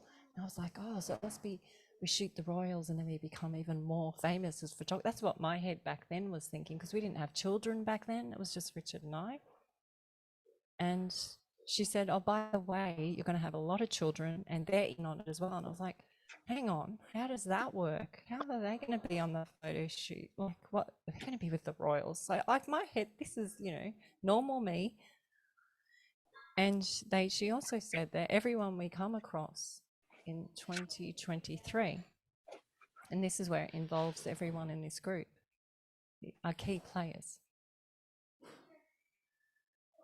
And that's a big thing to carry. But it makes you realize that there are no randoms and that we are all key players in this. And we just have to remember that. And reincarnation means remember. Powerful statements, Elsa. Thank you so much. This is an amazing family we have here. To hear those words, I think, is very encouraging for everyone, because we all know we have our part to play. Rose, would you like to say something? Yes. Hi, Elsa. I have two questions. The first one is, I feel rather stuck here where I am, and I feel rather stuck in my life. What's the best thing for me to go forward, to be able to evolve? Do you have any advice? Well, so when I'm in a group, I can't give advice for one. Okay. Because it's my responsibility in this ownership, because where your ions are not necessarily at the same place as Jude's or Lee's or myself or somebody else. And so I have to, I understand that your frequency is different to others. So if I go in and zoom in on your frequency in a group session, it can throw others out. Mm-hmm. And I'm very aware of that. It has happened back in 2020. I would see people have meltdowns, and I realized that I have to be a bit more cautious. So, but this goes for you guys too. When you're around people, you'll feel that sometimes your frequency is here and they can't handle being around you, and that's okay. Just let them be. Don't push them too much. Just literally give them space to spin their own orbit. And if you're in your truth and they are in theirs, they will come back to you. They will. Is it possible to have a one-to-one session with you? Yeah, I would. That's one thing we are offering at the moment, is one-to-one sessions. Via Zoom? How I met Jude and the fleet craft. Thanks, Jude, for that. Thank you. Well, I read back over that fleet craft with Jude's 101 session, and it was kind of cute what the messages they were. It was the 9-to-5ers. Have the light wakers or something, like the wakers of light. So they're gonna. And I really feel like the last few weeks, in particular, I've noticed a lot of people shifting from this normal way of being, and they're getting more curious or triggered. The media is following what we're doing, and they're watching us all the time, even right now. And the more we find, the more we step it up, the more something shuts down somewhere. The more we step it up, the more something shuts down somewhere. So, and it's not just me doing this, it's every single person on the planet. And you'll see butterfly effects from that, where the universe will confirm for you. Your 3D mind might give it a 3D an excuse, but it's the butterfly effect. Like that crazy Schumann resonance. I have no doubt in my head what I did that weekend with a group of people triggered that. Now, I'm not saying I did that. I'm just saying I contributed with the people in that room. Now, there might have been multiple beings around the globe doing things similar, and then it just was in a lion moment with loyalty and courage, a lion momento. So we've all come into a courage and loyalty alignment, and then it does things, creates butterfly effects. I was going to ask at the end, but maybe, Elsa, if I ask now, particularly as Rose is asking, how can people contact you if they would like to message you or go further with you? What's the best way of people getting in touch? That was my next question. Uh, How can I book a session? most people just send us an email, and it's really what I find is amazing is when people contact us, the timing, and I hear their frequencies, and the kids say, "So what is it you do, Mum?" And I say, "Well, what I do is what we do all day long, but other people think this is different." And they said, "So what do you mean they think we're different?" I said, "Well, they don't do this normally, and so they don't understand." Our kids just think it's normal. They think when someone comes over to their house that doesn't know about this stuff, that whether did you miss the class or something, because to them it's just today. So when I come in and I listen to someone's voice and frequency, I actually am in such an allowing state, and I am in unconditional. I just seem to be able to navigate my way into the ions, and whatever needs to come out presents. So sometimes it's pain body, sometimes it's ghosts, sometimes it's ancient ones trying to talk to you. Sometimes it's galactic ones, sometimes it's none of that, and my kid is in the other room drawing your being for you, which has happened a lot. Sometimes it's crystals, sometimes it's a land, sometimes it's a healing process, sometimes it's their partner or their children, helping them to understand ghosts and things, because the kids are seeing it. The kids are all seeing them. And so I assist. We have a lot of, we had a mother who has an autistic child. She was a lawyer, single mum in the UK. She had an autistic child, and she said, "I just don't have any time, and the kid's so loud." And I said, "Have you looked at your life differently?" She goes, "What do you mean?" I said, "Autism actually blocks the program. All these alphabet diseases block the program. It's very clever." I said, if you can align with your daughter and work with her, she's going to create a school.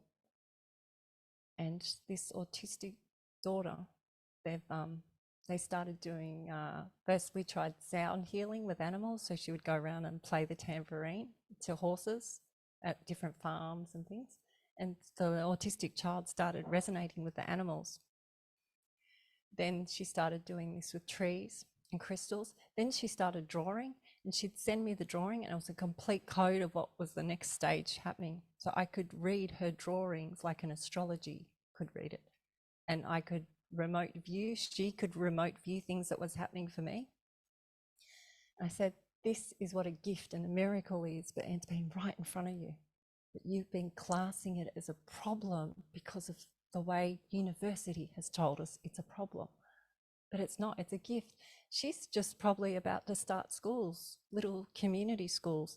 So she goes to cafes and other mums come and see what she does with her autistic child, and grandmas bring their children, and aunties and uncles are bringing their, not just autistic, but all there's so many, I can't even remember all the names of all the problems they give our children.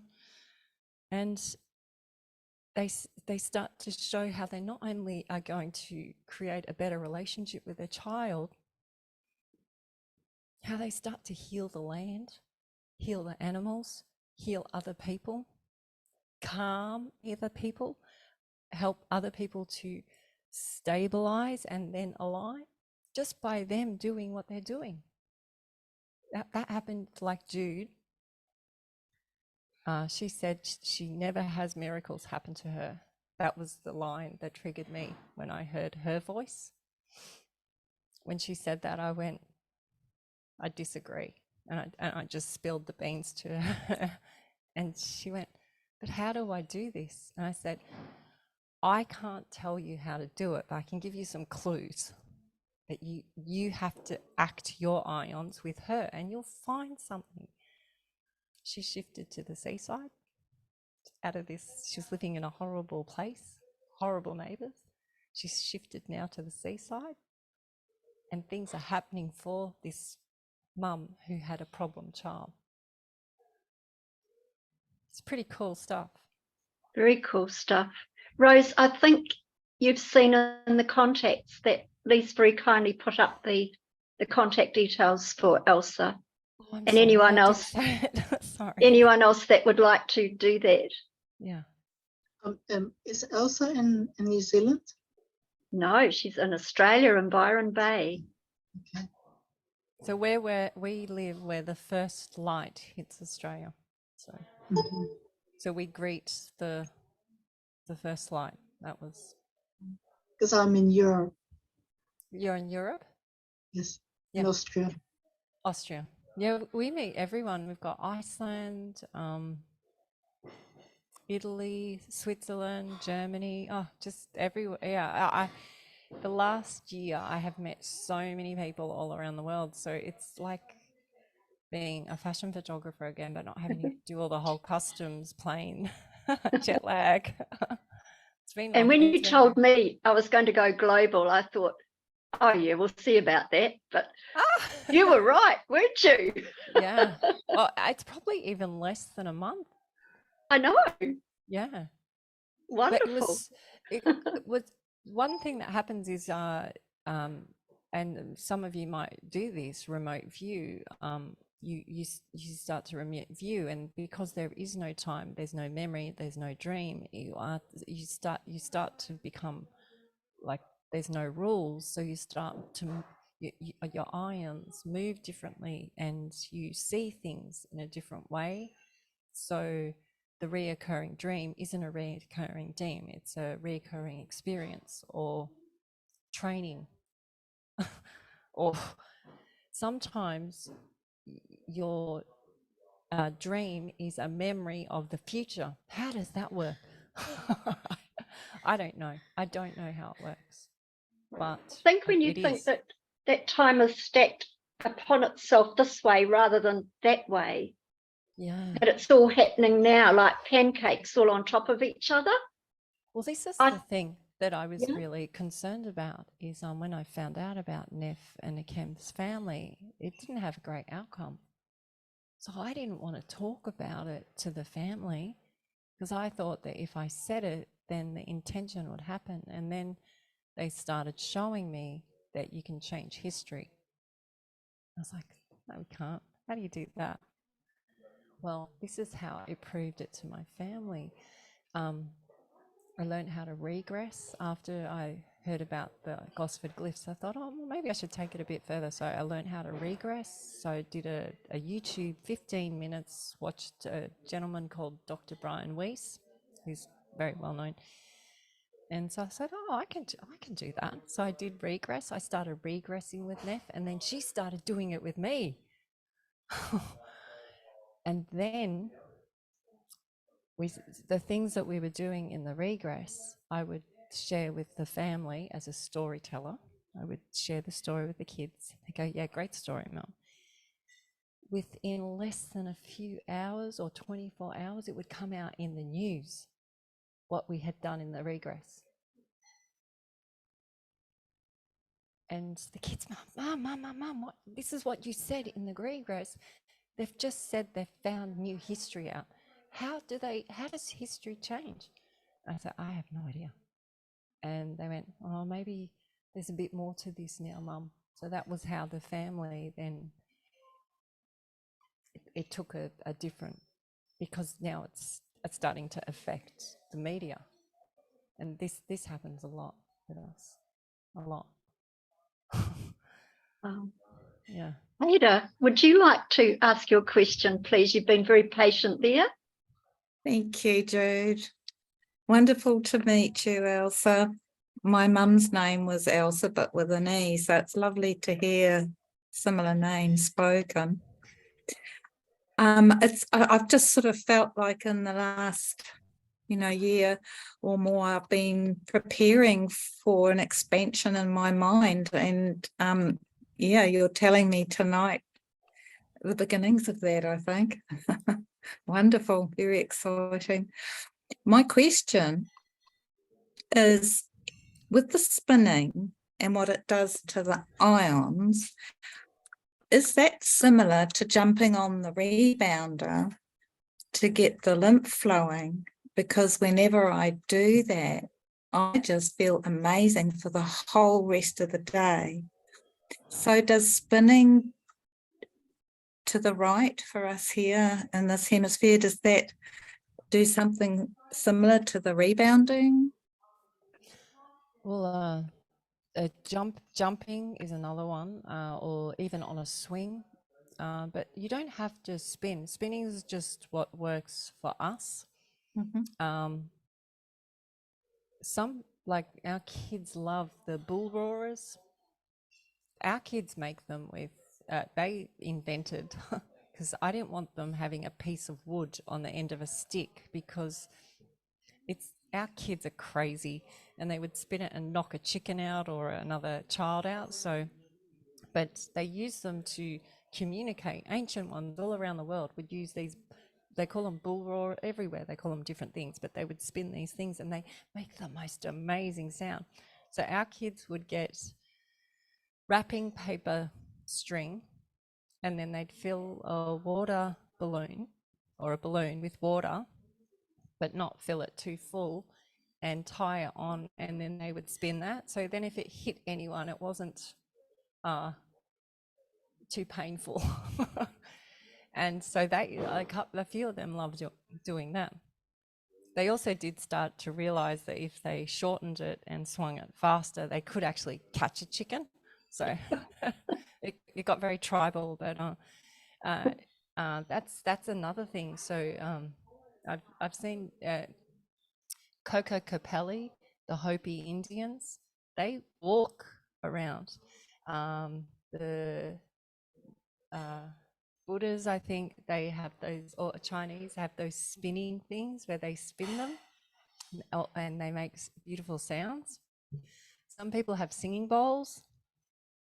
So there's so many different things, but there's something in the spinning that reminds us. Some people have tuning forks, and some people have sage, and they just. My grandmother, who was Greek Orthodox, she would get we weren't baptized, so we were half Greek Egyptian, half Australian, so we were like some satanic thing to my poor Greek Orthodox. Yeah. So every time we'd come in the house, she would get the smoke thing and smoke us to get all the demons out of us because we weren't baptized. So there's many different ways.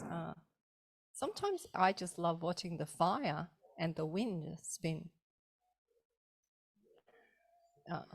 We've had the whirlywinds when the leaves spin and stuff like that. That's very interesting as well.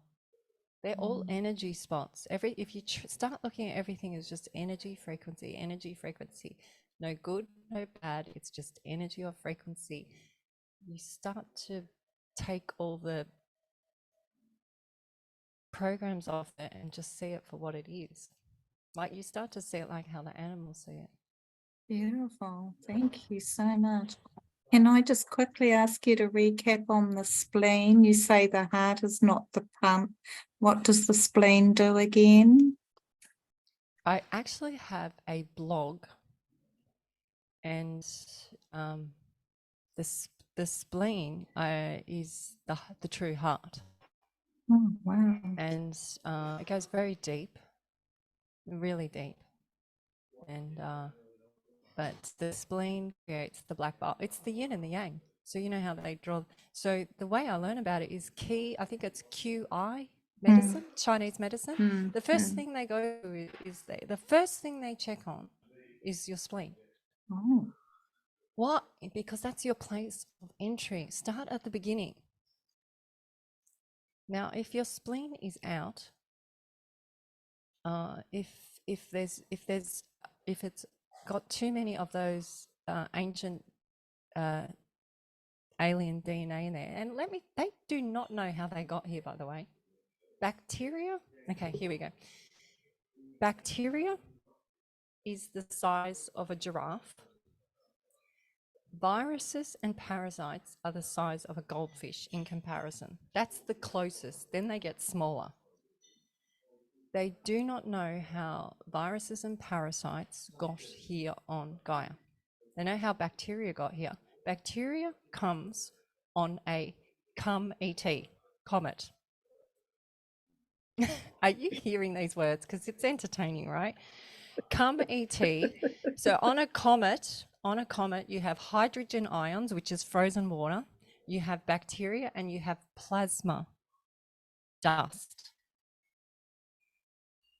Plasma dust is a whole another huge topic. But anyway, so when a comet lands and hits another comet or hits another asteroid, that's how a planet creates.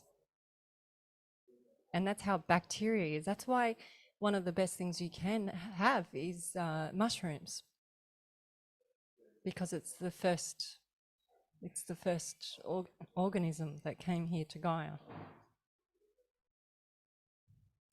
Wow. Thank you so much. The other thing I want to say is that our DNA is not from a chimpanzee either.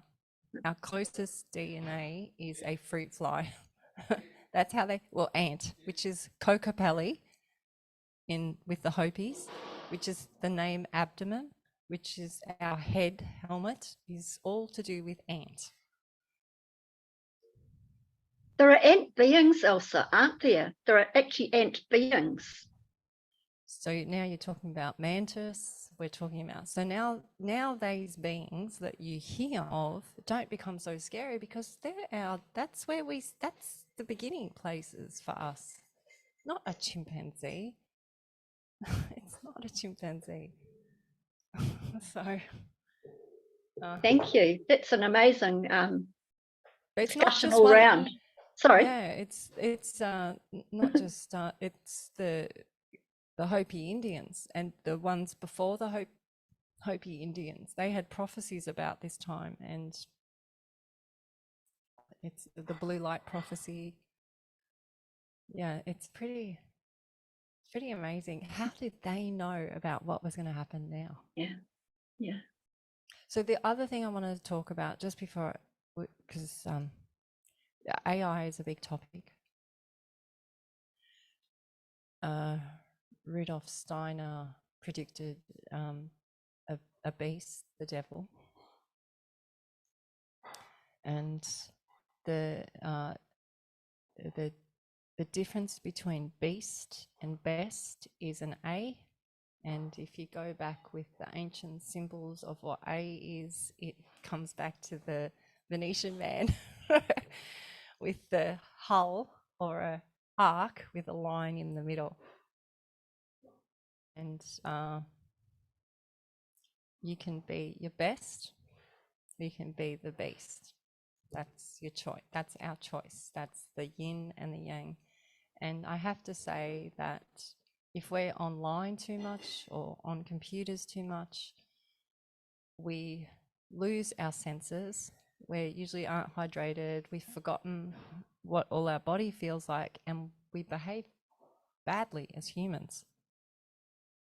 And it's probably the only real argument I have with any family member. We used to have a safe when the kids were younger and put all the devices in the safe so that they could only have it for a certain amount of time.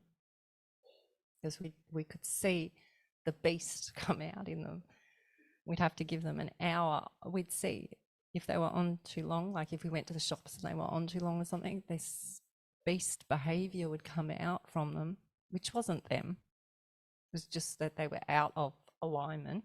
Their ions were, not syncing properly, so they act out. And it would take them a good 20 minutes to an hour to come back into being their best again. So if you've got someone watching it all day long and playing it all day long and walking around like this all day long. Elsa, we've gone over our 2 hours. Are you happy to go a little bit longer if that's all right with Lee?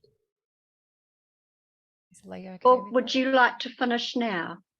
No, Richard just made me a ginger tea, so and I've got a little bit more chocolate, so That's absolutely wonderful. Lee, are you listening at Lee's the okay. moment? Yes. Is it all right to carry on a little longer? Yes, absolutely. Thank you, Lee. No worries. Okay, Andy. I was just wondering if you could talk a little more about the ions. Is the ions like the beingness of us? Like you say, talk about act ions and create ions and imagination ion sort of thing. Can you explain just a little bit more about the ions? Is that the beingness? Good question. It took a few it took a few death portholes for me to understand this. And death and birth are portholes, literally portholes. Now I didn't know what they meant. And we had our dog while this comet was coming through in January, February. So we have this comet coming past Earth, come ET, and it has hydrogen ions on it that none of our temples or avatars' bodies here have ever experienced, this comet coming past, right? You have seen multiple times that water communicates to water, right? So if you say, I hate you to water, it shapeshifts and it goes to look like this. If you say, I love you, it changes, and we do the same to plants, children, everyone. This ET came through in January, February, upgraded all of us, plants, trees, anything that had liquid in it. It affected my washing machine. This comet was E3, like this, a bookend. And E3 is quite symbolic through history. The E3 means it can go either way. It's our choice. A bookend, that's what a bookend is. It's this way or that way. Anyway, so this ET has come in and upgraded all our ions and frazzled us. Like so many people got frazzled or rattled. Cars, everything, anything that had water in it or liquid was getting affected. And through even to now, we're still seeing the same effects because it's new technology or new information or new data coming through to our water that we're carrying. Whether you want to acknowledge that it's done that to you or not, it has. It's given us all a lifted awareness. It brought the shift. They knew that comment was coming. They knew it was coming this year. So that's come through and upgraded all our ions. So are we the ions? Well, the ions are the water. And it's our family, the word that we learnt later on was Akashic Records. People refer to Akashic Records. We just say it's water intelligence. So that it holds all the codes. So that comment that came through had codes. So it shared those codes with our codes. And now all these ions have all these codes. There's something about the sense. The sense is the oversoul. And we, this Dalmatian of ours that had the dying process went for 3 months. And it was hard work. She was basically melting away. But we wanted to give her a natural death and we loved her. And so we would have to carry her everywhere. And while we were in this thing, I learnt of this word called hospice. I was like, what's hospice? Hospice is that, because everyone kept saying to me, oh, you're doing hospice with your dog. And I'm like, what's that mean? I don't have any hospice. I kept like looking in our cupboard for hospice and they're going, no, it's what you're doing. This is how, yeah. So I start looking at the origin of hospice. Wow. Hospice means ghost guest. It's porthole. What is a hospital? Spice, pitfall. Are you kidding? So, yeah. And my dog's name is called, the Dalmatian that passed was called Double Dots, her name was. And she got to the stage where she could only really look at me. She was, yeah. And I would do lots of gardening with her and talk to her, and I asked her, how am I going to talk to you when you're gone? Which bird do you want to? And so she showed me what species of bird. So now when that bird comes through, we all know that that's Double talking to us. And so the dying process has been taken away from us. Free death and free birth has been taken away because they're portholes. Oh my, do you learn stuff in those times? It is huge. We had huge ET contact and beings and amazing stuff happen. And what I learned was what the Egyptians do. The Egyptians call it the opening mouth ceremony after 7 days. What do? We sew the mouth shut. Why? And I'll tell you all these reasons why they sew the mouth shut, but there's a reason why. Anyway, so Double heart stopped beating. And she told me prior to that what time her heart would stop beating. So I knew that her heart was going to stop beating at that time. Her heart stopped beating. She kept breathing for 20 minutes after. But that doesn't add up to anything but, oh, that's the muscles giving way. And I'm going, that's not the muscles, that's her lungs going up and down, up, and I could hear her breathing. I couldn't hear her heart, but I could see her breathing. This went for 20 minutes. Now, I've spoken to doctors about this and they agree. So we put Double, she showed me where she wanted to be buried, and we buried her there. And on the 7th day, so all the animals will mourn over a deceased one or past one, and they go and smell. Why are they smelling? Because the smell is the sense. That's the oversoul. But then it gets to a smell stage where they have to move on. It's like you have to go now because it smells bad. So doubles under the ground. On the 7th day, the ground cracks open. And I was like, oh my gosh, this is like the Egyptians. The Egyptians believed that we all have a plasma being, plasma intelligence, another being of us. And on all the tombs, they would draw an imaginary door. It was called the double doors. I'm going, how is this? Then I come across a man called Darian Brinkley. And he said there is no such thing as death. And with death, they have taken our dignity. And I spoke of this in an interview, a very powerful interview. It rattled me even, the interview. What do? We leave our will. I said, I'm not doing that. I'm taking my will with me, like the animals do. Leave a will. Really? See, they even play the whole game with us, with words, even when we're crossing over. Why is it so important? And, you know, if you bring this up with ones that aren't understanding all this information, they will make every excuse for it because they're protecting the Matrix program.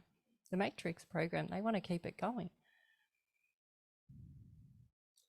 So I'm sharing this information with you because there's no need to be scared anymore. There's no need to be angry at your families or family members or the neighbour. Just let them spin their own spin and get on with your spin. Find your spin, find your alignment, and use every single thing that's happened, where you live, where you are, the rocks under your ground, the rivers near you, every single thing. Don't think, oh, I'll do that when I get there, because you'll probably stay there. The cosmos is waiting for you to act your ions. It says, like, look at it from creator's point of view. They're looking at you going, I've just given you all these gifts. How many more? How many more messages do I have to send this person? How many more times do I have to electrocute the Dillon's house before they work out that it's us doing it?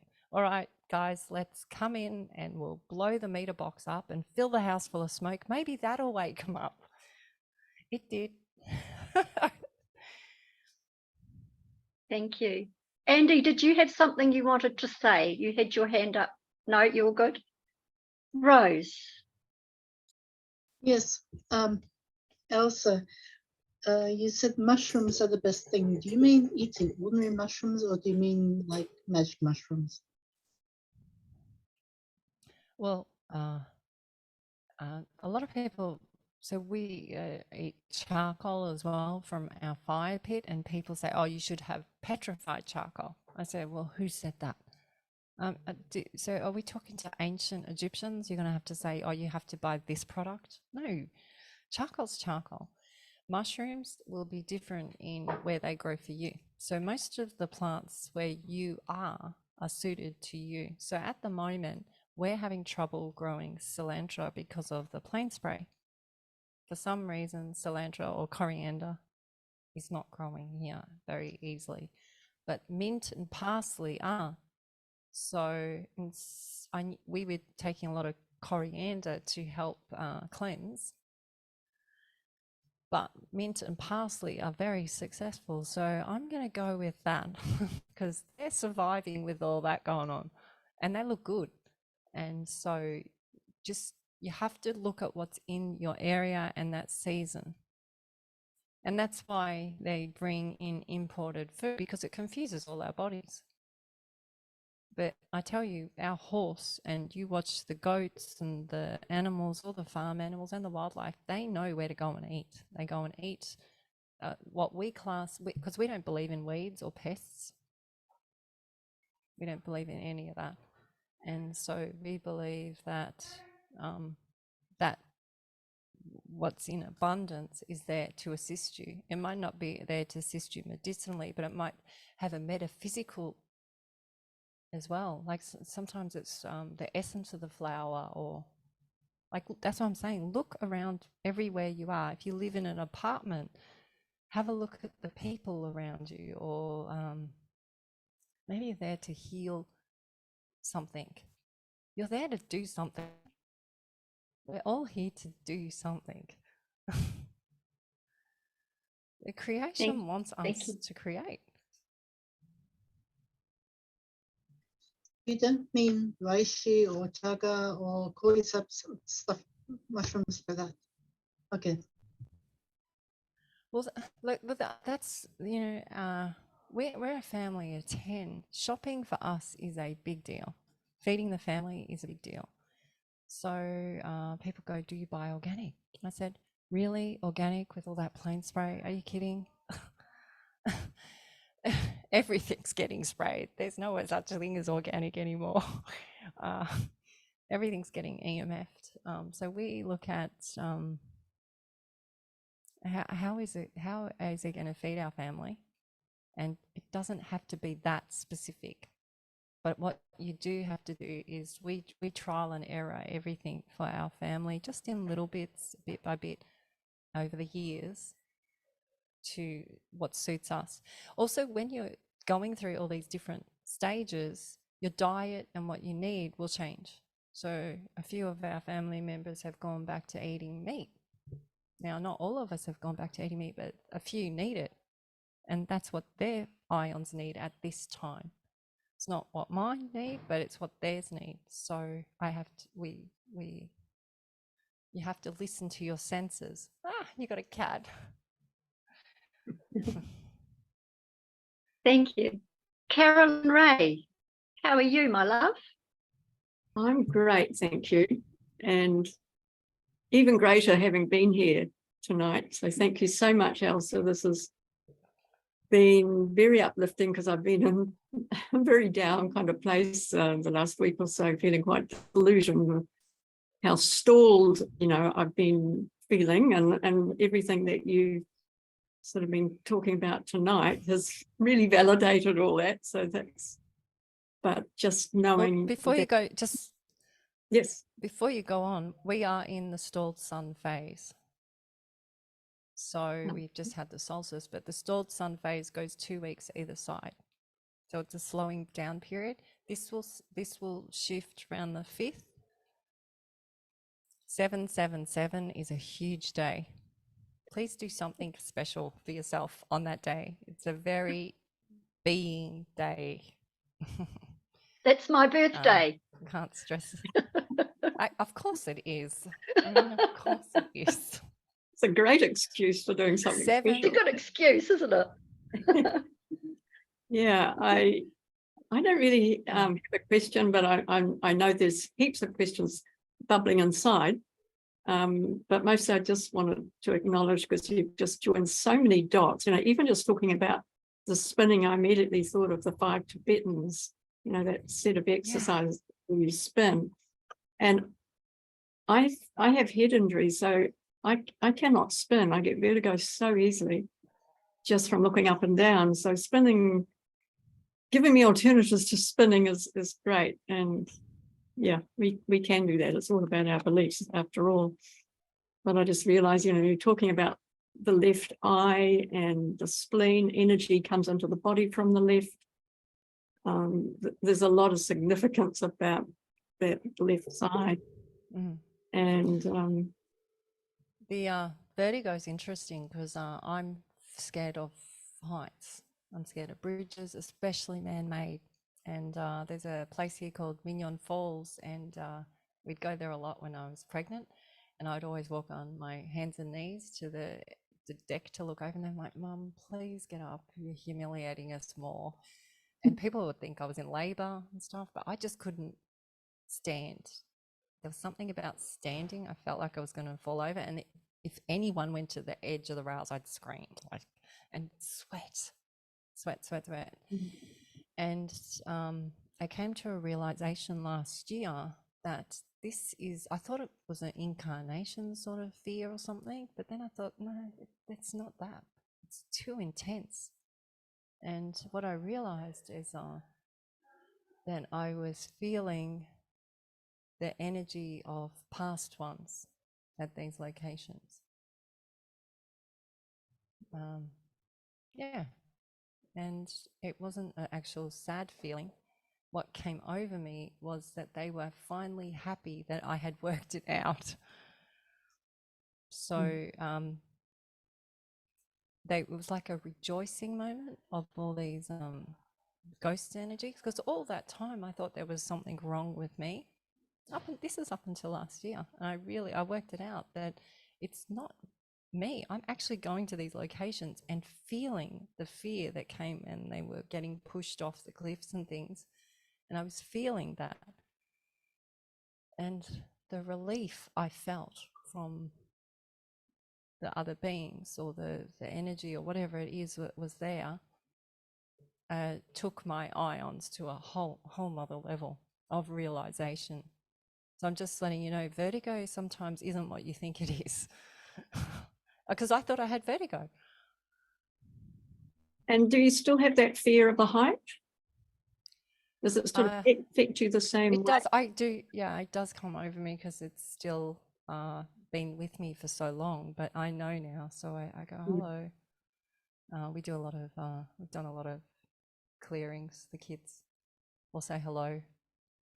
Yeah, I'm not affected by heights. I've always loved, climbing trees, and I don't really have a problem looking over high places. For me, it's more about being under things, under the water, being suffocated, anything like that, Well, yeah, Richard's he gets claustrophobic. Yeah. And you're sensitive, so this is Yeah. again, this is a gift. This is not an illness or a disease. It's a gift because it's saying you're in your senses and nothing makes sense. No matter makes sense. Only sense makes sense, as my dog told me. Her body didn't make her. So when you can Google this, sometimes they'll pull it down, but if you they do an infrared of a cadaver, someone that has a death, and they video it in infrared. Yeah, and the energy comes out. Sometimes it spins around. It stays with them for 7 days. Sometimes it goes back into the body. Sometimes it comes out. Now, I've had the same experience with a gentleman on an interview with a doll, a Japanese doll. They did infrared and it did the same thing every night. The energy of the doll would move around the doll.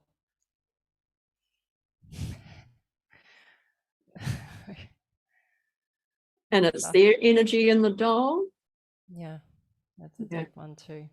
So the doll has somehow taken on that consciousness. Yeah, they use it as a practice for infanticide and things like that. It's been a big one. The only ones that didn't do it were the Egyptians. So I was like, thank you, Neff. Thanks for not being involved in that. Thank you. Because it's, So, but that was one of my fears, was mirrors and dolls. So that man's interview made me face my fears on dolls, real time in the interview. A lot of this stuff that happens to us is also real time live on the interview. So, well, that's amazing. Thank you for sharing that. Yeah. And I can also validate what you're saying with the animal communication. I use it, or have used it a lot with some of my own healing practices, but I know from other communicators that are better than me how they've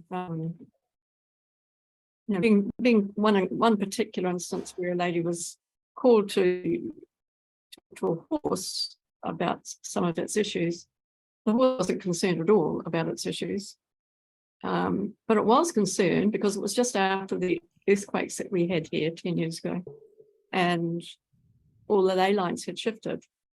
And it was just pointing to all these anomalies in the land out to her, and how, you know, with the ley lines shifting, you know, things grow differently, things get dispersed differently. And this horse was thinking so globally, and its own little health issues were infinitesimal to it. The owners, of course, had other ideas about that. But the information that came from the animals was just incredible. So what you were speaking about is the earthquake and the horse and okay, so how do we make this work now so you're going to leave this meeting now. This is what we did with Jude. So you're going to leave this meeting now, and you've met with me, and you've met with everybody else here. So we're all ignited our ions and our pupils. Most people that meet us, within 24 hours, something happens. And if not 24 hours prior, something will present for you. Now, if you choose, you can choose to dismiss or to not resonate with it. That's your choice. But it will come up in a way that's suited to your essence or your flavor or your sense or your source. And it's what you act on. And you'll go, oh, but that's silly. That's my imagination. So if you create an act to the universe, the cosmos, so just even saying thank you to what presents, you have created an act. I say to our kids, take it a little bit further. Sometimes they do a feather, or they'll light a candle, or they'll just write a poem, or they'll sprinkle fairy dust or dust from our house or sand. They'll just do something as an acknowledgement, which is what the Indians would do. It's fair trade. And that's what we're coming into now, is fair trade. And this is how we're going to be running our businesses, in a fair trade manner. Gift and receive. The giver and the receiver are the same person, because you're an ion, you're an arc, you're a terminal. You're an electrical current. So you are a receiver, and that's how electricity works. The difference between sacred and scary is AC. Oh, it's funny, right? So once you make the acknowledgement to the cosmos, then something presents, and something presents as you need it. And we are right now at a point where we have to teach the wanters to need. And what I mean by that is they have to kneel to need. They have to surrender. They have to kneel down before the cosmos and allow the needing things to come through, not the wanting, because the wanting is in the future or the past, and it's over. It really is. The human race, as running out of time, is over. It's not the human race as in us. The human race was just a program. That's all it is. And so now we are coming into, how do I make this pay my bills? How do I make this happen? And it's like Jude is just such a great example, and Lee, what they're doing is you're acting, and you might fail. That's okay, because you'll learn something out of it, and then you'll act again. And the cosmos keeps doing it. We get gifted things. I have no idea how they turn up. We can be down to our last dollars and be gifted stuff.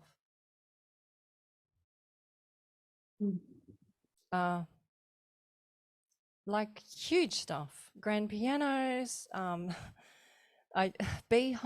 new beehives. We just get gift. Like I remember one week we just didn't have money to have food, and our boat was broken, so we couldn't feed the family. two people turned up with, oh, I got all this food. I thought you guys would like it. We just went to the farmer's market. I was like, how did they know? It just, because we're in this allowing state and we just trust that it will happen as we need it. And if it doesn't, well, maybe we're meant to fast that week. But it does. But us humans don't trust it enough. And our children don't know anything different than to trust it. And they're proving what they can do. They can dive down in the water and pick up these huge gemstones, and they say to me, they come up and they say, the sirens sung where this was. They'll come up with these huge geodes or pyrite, and it's murky water. I'm like, how did you see that? They showed me, they sung it to me. How do you know? How they, when they, or they'll just miss an accident, or and then you start to go, wow, this is really this is really my show. I am a witness to it. I am not matter. I'm essence, and I know that. Now, knowing, I know that, and I'm ready to receive presence, and I'm ready to give it unconditionally. And this is where we are right now. We just have to learn how to make it work in this transition stage. So that's why I say we have to train the wanters, because the wanters just keep wanting. No matter how much you give them, they just want. You can never please a wanter. They just want more and more and more and more and more. What do you really need? What do you really need? Now, you might need a tractor to do something, or my husband needs a boat. My son wanted a puppy. So it just showed up, like it just shows up. And it literally, it feels like a miracle. It feels like I'm literally protected. And it feels like the cosmos has my back. And that's why I'm able to come out and speak about my family, because being a mother of 8, you have so many children that it's hard to keep an eye on them all, to protect them. And it was scary for a while there, bringing them into this world. I was thinking, what am I doing? Have I done the wrong thing? Have I brought children into a horrible world? And now I realize, when I've met all these people, our kids are going to meet all you guys and meet your ones that you've shared information to, and that makes me so excited for this new way. Elsa, And the new way, it literally starts from now when we leave. Elsa, I want to thank you so much for coming on here this evening and sharing the most amazing words of wisdom and knowings, your experiences. If anyone would like to donate to you, do you have a donation page or a button or something? Where can people go? We are just about to have products out that it's a company, and so you actually get something out of it, and it will have a few the beings or anything. That will be coming. We're doing the sessions to assist to get the next step, and I do have a donation button, but I honestly don't know how it works. I am not so I'm trying to sound like I know, but I have no idea how it works. So maybe if people go on to it's getting there, spinbeings.com, they can have a look at what you've got on your site. Yeah, you've just been absolutely amazing. I wanted to also say, I have I've just met like about 20 people in New Zealand that have said they're in stalemate. They don't know what to do. They've been practitioners, And I was hoping that maybe I could give your contact out, Jude and Lee, and maybe you could meet with them or something. And because they're really lost. They're great people. They have so much. They're like you guys. They all have so much to offer, but they don't know what to do with it all and how to make it work. And I just know that you all coming together in New Zealand would be great for these 10 or 20 people, if that's okay with you guys. What do you say, Lee? Oh, yeah, that'd be great. Absolutely. I'll just give them your email and And for me, the same. Be Mm. very happy to. yeah. But Also, I wanted to say, when I met Mary Rodwell, it was the same week I joined CC in Australia, and I went on my first chat group, and that was so that was interesting as well. So there's just so many lovely people from the CC group. They're just lovely all around the world. They're lovely. Such beautiful, kind words, you know, they all share. amazing people. They're absolutely, you know, Just a lot of people are really becoming more and more aware, and to be able to share in your insights and your knowings and sharing some of your family as well, Elsa, comes from my heart to say thank you so much. Words don't really say it, but you're just an amazing woman, and I want to acknowledge all that you are and all that you do, and would love to catch up with you soon. Well, thank you so Yeah. much. It's been an honor. thanks. Thank you so much for having me, and thank you, Jude, for doing what you're doing. You're acting on your irons, and I love it. It's good because I can go and tell my kids it's working. Yes. Thank you so much, Elsa, and I'd love to meet your kids. I'm really excited to do that and hear more from you. And any connections that you can offer, I think would be Well, very fortuitous for us all.